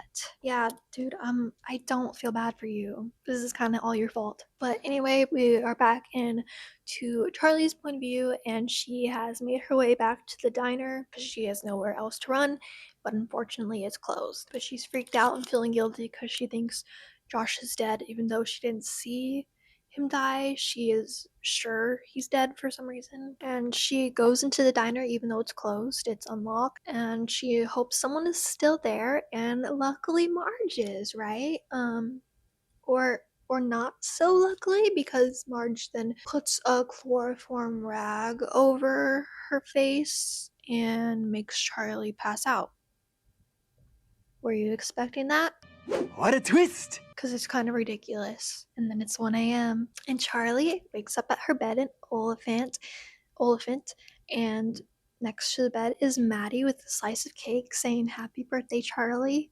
And she smiles, and one of her canines is missing, and her gums are bleeding onto the cake. So, really vivid, gory nightmare she's having. And of course, as you guessed, this is not real. This is one of her movies or dreams, because she wakes up for real now in the diner and she is tied up to a chair. And I guessed at this point that Marge was going to be Josh's mom and be in cahoots with him, that they're like a mother-son serial killer duo, which would already be ridiculous if that were true, but it's not what the case is. What's really happening is even more ridiculous. Charlie realizes she appears to be tied up in the storage room of the diner, and she asks Marge what she wants from her. And what do you know?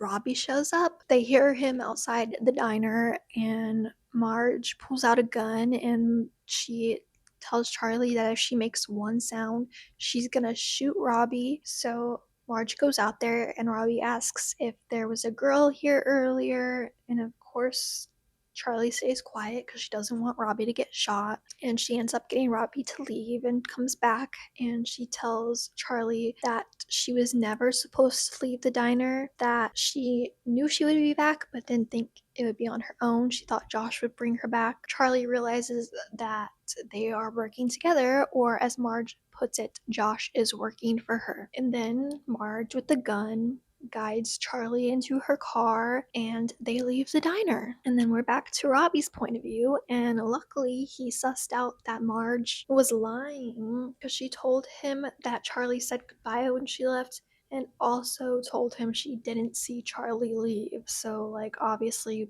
one of those things, or two of them, is not true.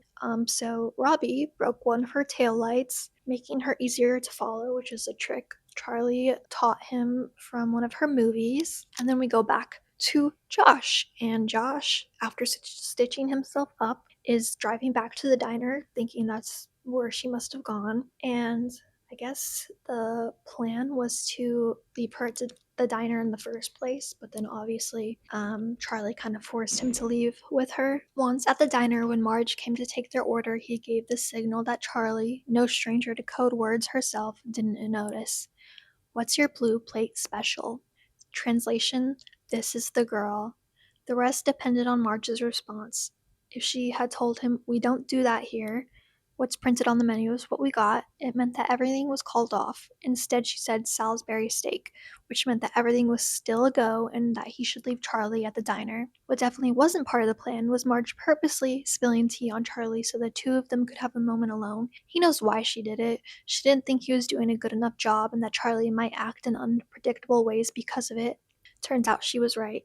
He certainly didn't predict Charlie playing that damn song on the jukebox, revealing she knew, if not everything, then at least enough. The song that, Come As You Are, which is how she figured out that the whole movie thing from before wasn't real. Nor could he have foreseen that she'd insist on getting back into the car with him. He'd only agreed to it because he knew he could easily bring her back in a few minutes. Besides, it seemed better than just taking off while she was still in the bathroom and never seeing her again. He thought it might be nice to drive a little and chat a bit more, a proper goodbye before he slapped on the cuffs.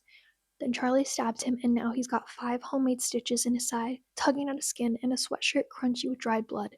So much for a proper goodbye. And honestly, all I gotta say is this feels very dumb. Just all I can say right now. So as Josh is driving back to the diner, of course he spots Marge's car and Robbie's following her, so that's great. And then we go back to Charlie's point of view. She's asking Marge where she is taking her, and she notices she's wearing a wig, and Marge is driving towards the Mountain Oasis Lodge, and then when they get there she snatches her wig off, and Charlie notices she is sick, and Marge tells her it's stage 4 cancer and that she has 2 months to live if she's lucky, and they go into the lodge. The lodge is dark, dilapidated, and a little spooky. The ambiance is good, I will give Riley Sager that. Anyway, Marge chloroforms Charlie again and lets her know they're here to talk about her granddaughter. So yeah, this is Maddie's grandmother. I would have been happier if this was the mom-son serial killer duo.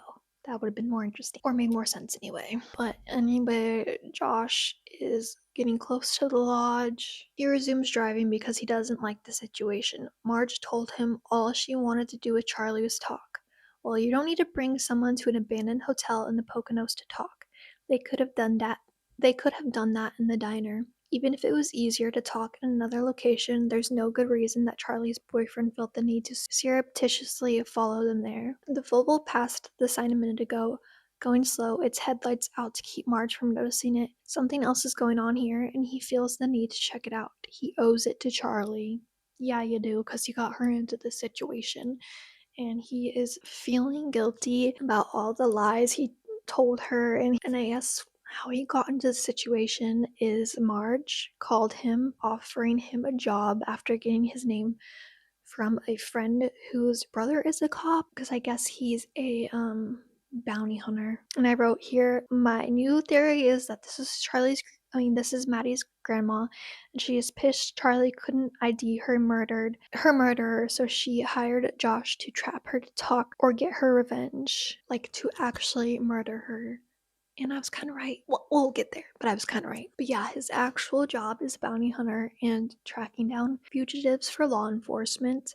And he was going to reject Marge's offer because he really only tracks down fugitives. But she offered him $20K, half of it up front, and he really needed the money, so he took the job. Give me the details, he said. Marge told him about the murder of her granddaughter at the hands of a serial killer, sparing none of the gory details. Stabbed, tooth pulled, body dumped in the field. I'm never going to see justice done, she said, not while I'm alive, unless I get to talk to one particular person. That person was her granddaughter's best friend who had seen the killer but couldn't recall a single thing about him. You think she's lying? Josh said. I think she just needs someone to jog her memory, Marge replied. The trouble, according to her, was that the girl had made herself scarce. She hadn't come to the funeral, and she no longer answered her phone. I need you to find her and bring her to me, Marge said. I want to see if she can remember anything that might help find the man who killed my Maddie. Don't you think that's a job for the police? Marge sniffed.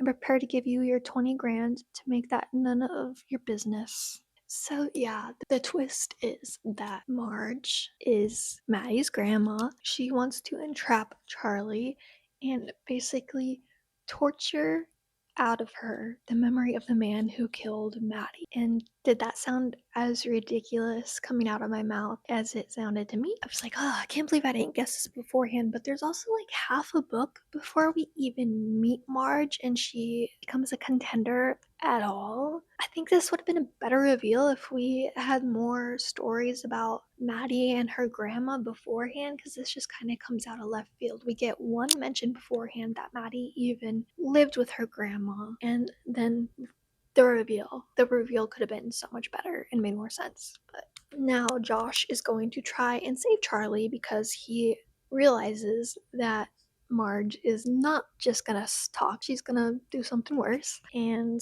you know what? I don't care. This guy still sucks. He fucked with her, made her think she was seeing movies in her head and that they were getting worse. He led her to this. He lied to her so many times. Like, why would I like him? Just because he changes his mind now that he's gonna save her? You put her in this situation. Go back to Charlie's point of view. It says Charlie stares at Marge, realization bubbling up from the addled depths of her brain. No wonder she thought there was something familiar about the waitress when she first came to their table. Charlie had seen her before tonight, not in person, but in a photograph. A young looker posing poolside with Bob Hope. You're Meemaw. Meemaw the murderer. Oh my god. I can't take this seriously. Meemaw? Really? Couldn't have done like Nan or something? Anyway, Charlie thinks she deserves all of this and that Maddie's death is all her fault, and Marge guilts her even more. And now she feels guilty for killing an innocent man, aka Josh, Jake, whatever. And he's not innocent. His actions were far from innocent. Don't feel guilty, girl. Plus, it's fine. You didn't kill him. He's gonna come save you or whatever. So, yeah, apparently the jacket that was Maddie's, that is now Charlie's, used to be Meemaw's. And Charlie tells her that she wants her to have the jacket back. And Meemaw's petty ass goes, I'd rather have my granddaughter back. Okay, why are we acting like Charlie's the one who killed her? Come on. Here's my whole thing of why this is absolutely ridiculous. Okay, let's say that when Charlie witnessed the man outside the bar with Maddie, that she didn't have one of her movie visions and she looked back at Maddie and the man and could describe him to the cops. Let's say, despite the distance away she was, she could see the man well enough to give the cops a really in-depth description of the man. Okay, what are the odds that she would have seen enough for them to be able to figure out who exactly the man was, and to two, prove that he committed the murder? Because really, we don't know. He was just the last man that we saw Maddie. We don't know if he's the one who killed her. You ask me, those odds are incredibly slim. So blaming this whole thing on Charlie, that this is all her fault, that the killer isn't caught because she couldn't remember what the man looked like, it's just like, it's ridiculous. It's not her fault. And of course she's gonna blame herself for it, but everyone else blaming her just feels stupid and unrealistic to me. And then the fact that Marge or Meemaw thinks she can torture the description out of Charlie is going to get them anywhere it's ridiculous. And you're just as bad as the serial killer yourself then. But yeah, basically Meemaw tells her that as she watched Maddie's grave get lowered into the ground, she vowed she was going to make the person responsible pay for what they had done, and she would find them and rip a tooth out of their mouth just like they did to Maddie. And she brought Charlie here to figure out what the man looked like. So Marge makes her recount the night, and including the part where she told Maddie to fuck off, and Marge said she should rip out her tongue just for that comment. But like, girl, your granddaughter kind of deserved that because she kept dragging Charlie places and then ditching her to hook up with somebody. So like, that's like a normal friend argument to have. She kind of deserved it to be told off. I too would be pissed if my friend constantly dragged me out just to ditch me. So like, acting like Charlie's the worst friend in the world for getting fed up with it and leaving is stupid.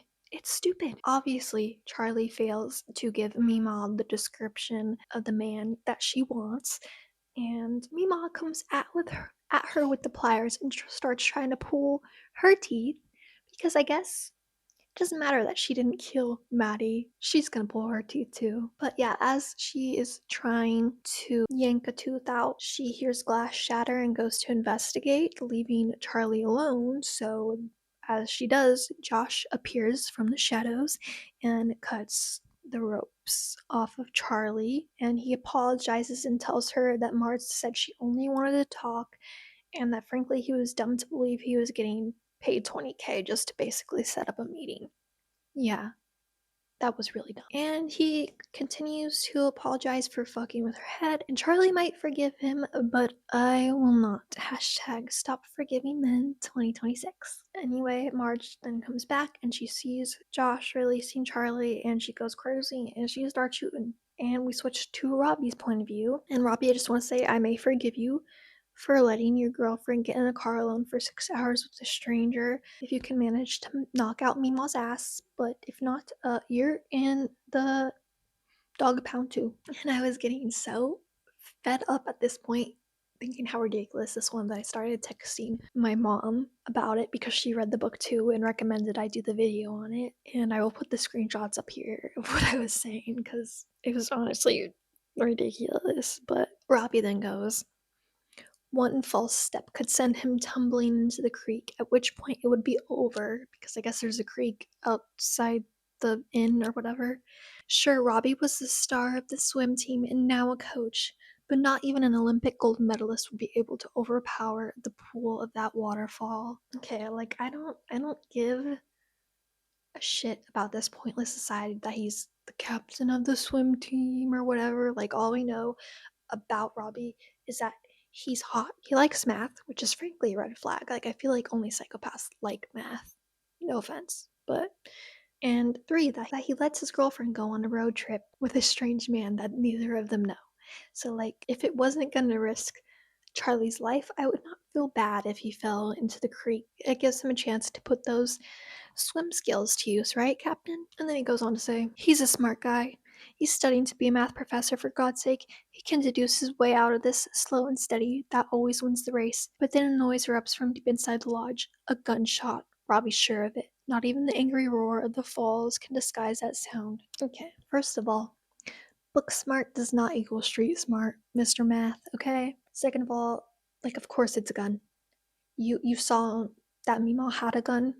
What else could the sound be unless someone's like setting off fireworks for some reason? But apparently he's so smart that he had to deduce it was a gun. I'm unconvinced that Riley Sager has ever met a man either. I thought maybe he just hadn't met any women, but like I don't know if he's met a man. Anyway, we're back to Charlie's point of view. Josh gets shot in the shoulder. Some people may call that karma, not saying I do, but like some people might, and Marge, shocked herself that she actually shot him, drops her lantern and the kerosene starts a fire. Of course, because the stakes were not high enough, guys. And the flames go crazy town, and Mima decides to shoot Charlie now. Of course, the hero Josh pulls her out of the line of fire. Unfortunately, he is too weak to pull her out of the actual fire, so he tells her to run. Also, side note, what is taking Robbie so long to get over here? Because we established he got here before Josh did. So why is he like stuck out by the creek? But Josh got in there fast. Like what's going on? Charlie runs. She tries to find a way out of the lodge and she comes to the kitchen where she hears a noise nearby, and it's Marge, who, despite being old with stage 4 cancer, somehow caught up with Charlie, who is like 20 years old at most, because we've established she needs a fake ID to buy alcohol. So yeah, sure, that's realistic. Oh, except it's okay that it's not realistic because it's just Charlie having another one of her movies again. Mima didn't really catch her. So she runs from the kitchen and she enters the ballroom, which apparently has a bunch of mirrors that reflect her at a dozen angles, and then Mima too. appears in the mirrors. Like, are we in a ballroom or a funhouse? I'm confused because I've never seen a ballroom that has so many mirrors it reflects at 12 different angles. Like, what is going on? Anyway, Mima starts blasting at the mirrors and Charlie runs out of the ballroom, only to reveal, of course, that this was another movie in her head and the mirrors are intact. And I don't, girl, I'm concerned for you. But yeah, she finally makes her way outside, but as she steps outside, she then enters the scene of the last time she saw Maddie outside the bar smoking a cigarette. And she goes on to tell Maddie she's sorry, and Maddie tells her to stay with her there. And Charlie tells her no, she needs to live in the real world, even if it's scary. And then Maddie's like, okay, well, this might be the last time I see you then. And like, please don't tell me she is just gonna magically stop having her visions now that she had one, like apologizing to Maddie. What? I don't think you're gonna stop having your visions without more therapy and possibly meds. Come on. Charlie then opens her eyes and Maddie is gone, and she finds out she's really on the walkway outside of the lodge. We get the line that I was expecting. The movies in her mind are over, possibly for good. I literally just said, don't tell me that. Don't tell me the movies in her mind are like magically gone. How the heck does Charlie even know that they're gone? She just got out of one and now she all of a sudden magically knows that she's not going to have another movie again? Like, what? Whatever. Charlie then slips, of course, because the fire and the gunshots weren't enough, and she falls into an empty swimming pool. Well, it says it's empty, and then a paragraph later, it says it's full of 4 feet of rainfall. So, why did we say it's empty before? Anyway, she swims up to the ladder and climbs out, and Marge is right there pointing the gun at her. So, okay, Mima, like you're really grasping for straws here. I think you have to accept the fact that she does not remember who killed your granddaughter. So there's no reason to be pointing a gun at her. Just let her go. What are you gonna do now? Murder her best friend? Like what? That is not what your granddaughter would want. But don't worry, guys, she doesn't get a chance because Robbie finally appears. Like, I don't know what he was doing this whole time. I guess, like, catching a smoke break or practicing his swim strokes. I don't fucking know. But he whacks Mima in the shoulder with a tire iron. But of course, as he does, she manages to spin around and graze him with a bullet.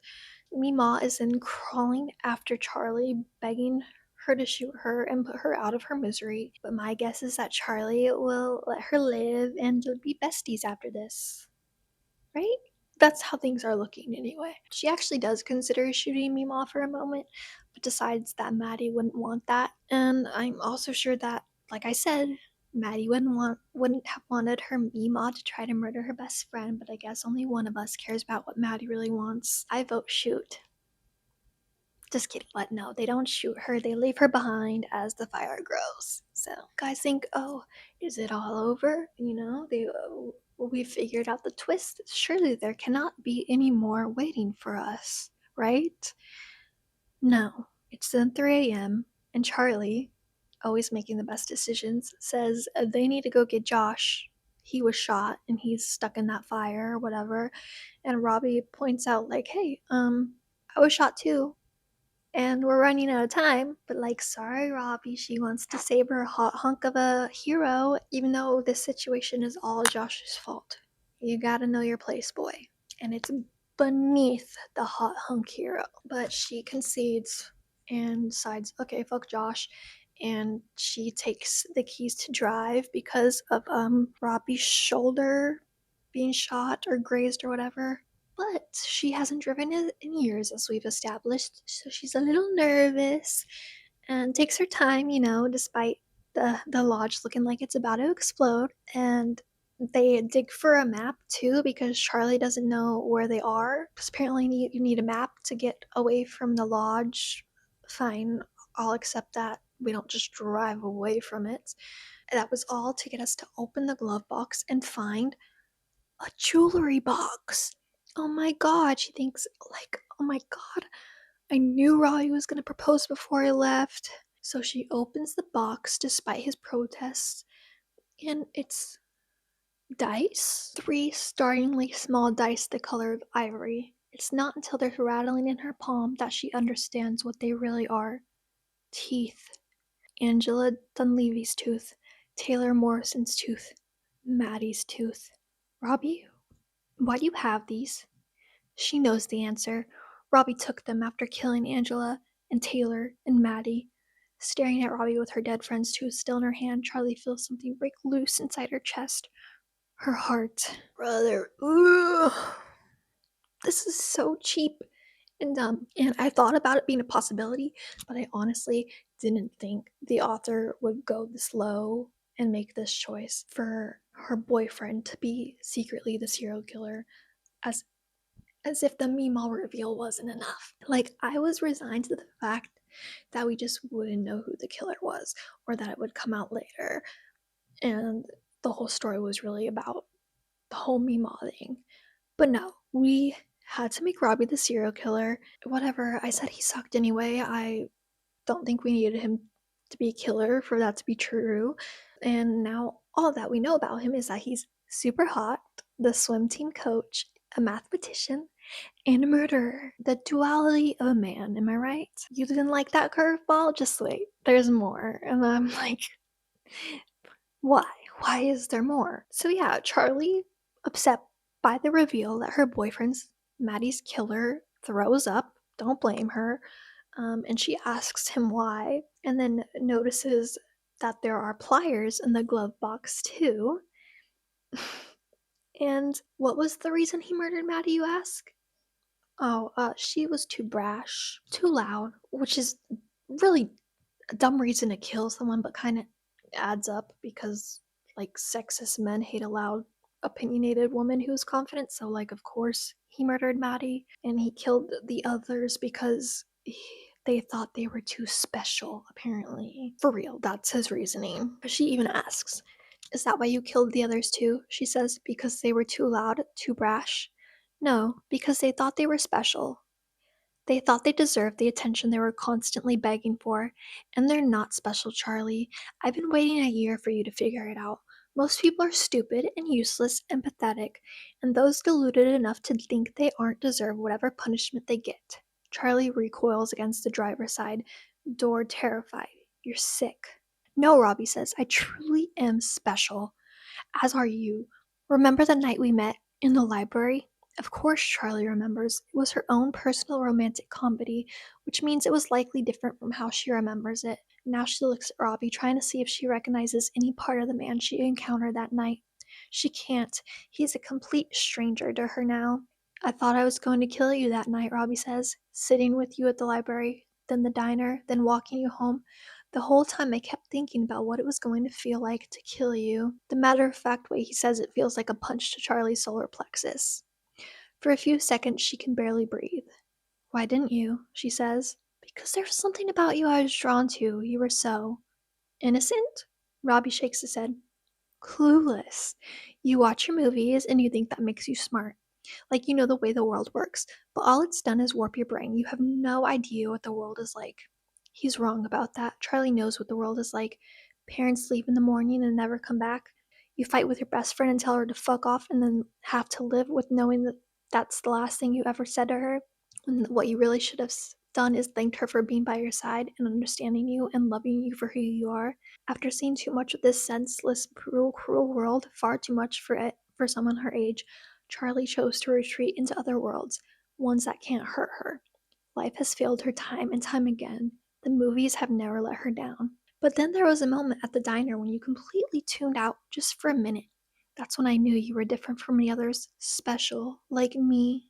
I'm nothing like you, Charlie says, splitting the words. Something takes hold of her. Rage. The same kind Marge had talked about. White, hot, and seething. She's on her femme fatale shit again, and she starts driving the car and floors it, fishtailing around the bends as Robbie fights her for the steering wheel. And she then punches him in the face, which I love. Good for you, girl. He asks if she's trying to kill him, and she rebuttals, Isn't that what you're going to do to me, now that I know what you've done? and she yells at him to admit it or that she's gonna drive them straight into the trees. And he says he doesn't want to kill her. He loves her. They could have had a wonderful life together. Blah, blah, blah. I tune him out like it's all stupid BS. She only thought she was scared earlier, leaving the diner with Josh, being tortured by Marge. That wasn't even a fraction of the fear she feels now, because now she wants to live, really live, the way Maddie had lived, the way she had tried to get Charlie to do. Maddie saw what Charlie couldn't, that she had spent the past 4 years being an audience member to her own sad existence. Movies are my life, she had told Josh. It should have been the other way around. Charlie should have been able to say, my life is like the movies. So what's the lesson here that you're trying to tell me? You're trying to tell me that she should have listened to Maddie and partied more instead of watching movies? Like, that's so dumb. Not everyone is outgoing and likes to party or go out. I don't. I would rather sit home and read a book, and I would be happy with my life if I had done nothing but read books. Honestly, she obviously had other stuff outside of that too. She had a boyfriend. She was majoring in movies. It's okay for her to have that be her life. It doesn't make her lame or missing out on anything. So I don't like that. Anyway, she puts her seatbelt on and she zooms them off the bridge and into the water. And I was a little confused here because she just said she wanted to live, and this seems like the opposite of that. But they then wake up with the car submerged in the water, slowly filling up with water, and Robbie is sadly still alive. He asks if she wanted to kill them both, and she says, just you, before she unhooks her seatbelt. And her plan is to wait until the car is almost all the way filled up with water, and then she's gonna open the door and swim out.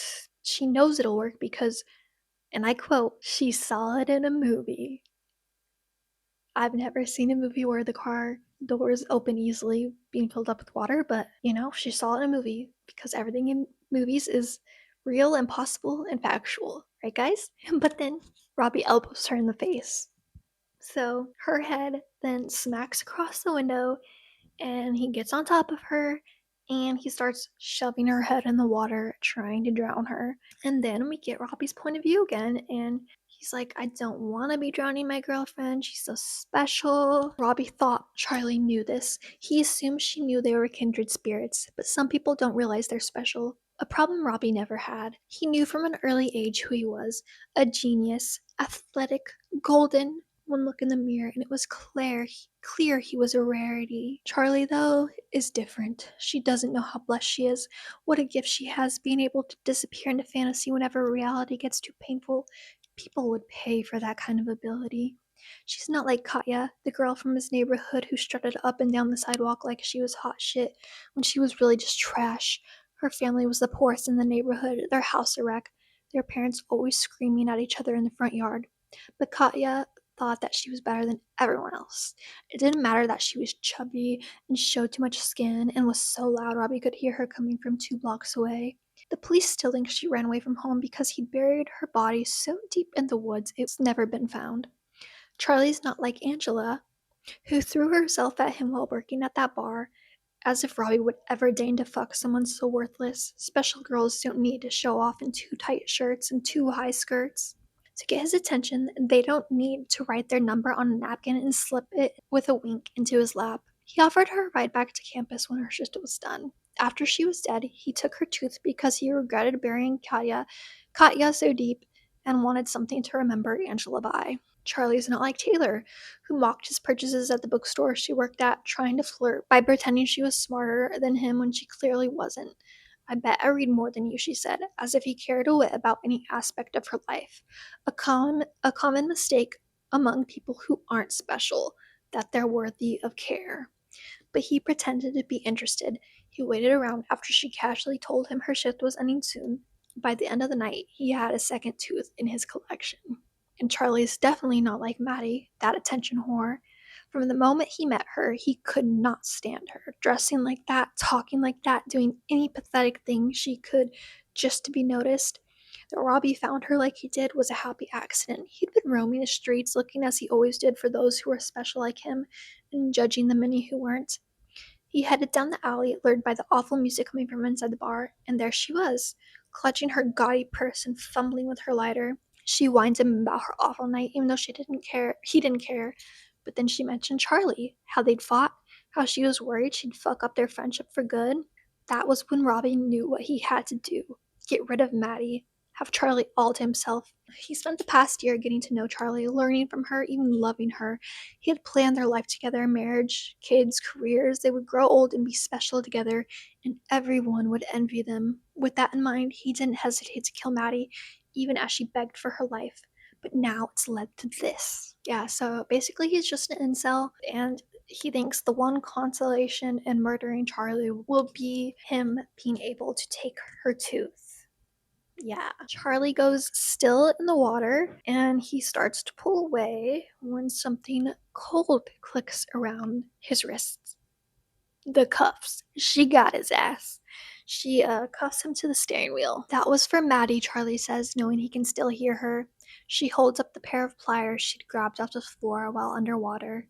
And this, she says, is for Marge. And she presumably pulls a tooth out. And then we go to the morning. Charlie is treated for minor injuries, including a broken nose, courtesy of her wonderful boyfriend, Robbie. She's questioned at the police station, and now she is at the hospital waiting to visit one of the other people that the police found.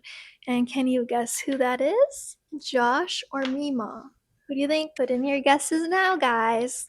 If you guessed Mima, winner, chicken dinner, and your prize is subscribing to my channel. Yep, and if you didn't guess, your punishment is also subscribing to my channel. So, and giving this video a like. It turns out Charlie told the police that her and Mima just met at the lodge to reminisce, and the fire was an accident. And she tells Mima that, and Mima starts trying to apologize, but Charlie says she's not here for that. She's here to let her know that they're square, and she gives Mima Robbie's tooth. So I guess Granny really did get what she wanted in the end. And now she's visiting Josh or Jake or whatever awful J name he has, and she came by to thank him for saving her, and he tells her that he wants her to borrow his car to get to Ohio, and then when she returned it to him, they can go to a movie or something. She heads for the car, first taking a cab, then walking when she reaches a police barricade. As she crosses the bridge, Charlie wonders if there had been warning signs that she missed. She assumes there were. She also assumes it'll take years of therapy to figure out what they were. That and maybe some little orange pills. Charlie knows that the movies in her mind need to stop. She suspects that's one of the reasons she had so spectacularly misjudged Robbie. He was too handsome, too smart, too perfect for real life. The flaws were there, but she had overlooked them in favor of preserving the movie version boyfriend she wanted instead of looking for the real life one she needed. That's the tricky thing about movies. They can be wonderful and beautiful and amazing, but they're not like life, which is wonderful, beautiful, and amazing in a different way. Not to mention messy and complicated and sad and scary and joyful and frustrating and very often boring. Charlie knows the night she's just had is the exception rather than the rule. And then Come As You Are, that song that was playing when she was in the car before with Josh and at the diner to let him know that she knew he was gaslighting her, comes on, and she drives home. And then we skip to her in the theater just having gotten done watching a movie based on this whole ordeal. She's now an archivist at the Academy of Motion Pictures, and she gets to attend the Oscars every year. And when she gets done viewing the movie, the director asks her what she thinks. He wants her to say she loves it. Charlie can see it in his eyes, which blaze bright even behind those tinted lenses. But here's the rub. She doesn't know how she feels. Charlie's issue with what she just watched is that it ironically does everything she normally likes about the movies. It's life, made bigger, if not better. The trouble lies in the fact that it's her own life that's been enlarged. This isn't the story of that night, not the true one. She has a hard time seeing past the liberties that were taken. For one, it was spring. There was no chill, no picturesque snowfall, no red coat. although that Charlie can forgive because the color pops beautifully on screen. Most of the locations were also invented or altered. There is no Oliphant University. That was changed because the real college wanted nothing to do with the production. The Skyline Grill was less of a diner and more of a truck stop. Its formica tables colored a sad brown, its booths worn dull by the backs of slumped patrons. As for the Mountain Oasis Lodge, Charlie almost burst out laughing when it appeared on screen. It was so over the top as to be absurd, the work of a production designer with a lot of money and a penchant for exposed timbers. The real lodge was a glorified motel, one central building with a smattering of cottages forming a horseshoe shape around the swimming pool. But some of the embellishments she likes very much. The fire, which didn't happen, added some much needed punch to the third act. The waterfall, which didn't exist, added a great backdrop. Yet Charlie's favorite part of the movie was the denouement, mostly because it showed what could have been. Marge died at the Mountain Oasis Lodge. According to the police, she climbed in the pool, fished out the gun, and pulled the trigger. There was no hospital room conversation, no unspoken truce between them, no triumphant moment with a tooth. Watching all of that on screen made her wish it was true. In this instance, she doesn't mind the Hollywood ending. In fact, she cherishes it. Movie magic. It's a palpable thing. As Maddie would have loved it, which is why Charlie smiles back at the director and says, I adore it. After that, she's free to go. Oh, and another part of the movie that was true is that Charlie did borrow Josh's car and they did end up going to the movies together. And now, 6 years later, he's her husband, despite the whole kidnapping bit and all that. Predictable. I guess that was the last twist, is that the movie, we read the exaggerated version of what really happened, the movie version kind of being like in Charlie's head movies, mind movies, whatever you want to call them. And I feel like it was a way for the writer to excuse all the ridiculous things that happened, to say like, this was unrealistic, but that's because it was a movie. But there was so many things unrealistic that happened regardless, like either way, in the movie or not. Like the whole Mimo angle, the whole Robbie being the murderer, it's just, I don't know. I don't like the way it was done, guys. I don't. But I'm tired. And I've been talking about this book for hours now, and all I can really say is that it disappointed me. And I really don't know if Riley Sager has ever met a woman, because I don't think if he had, he would have written one that made so many choices that a woman would not make. Like, if we're being realistic, which I guess we don't have to be because it's a book, but I just not like the way he wrote about Charlie. She really didn't have any personality besides the whole movie thing either. And yeah, that's my review. And I gave the book 2 stars because some of the writing was good, some of the book was enjoyable, but overall, just like, it was too unrealistic. But yeah, thank you so much for watching. Let me know what other books you would like me to review below, and have a great day.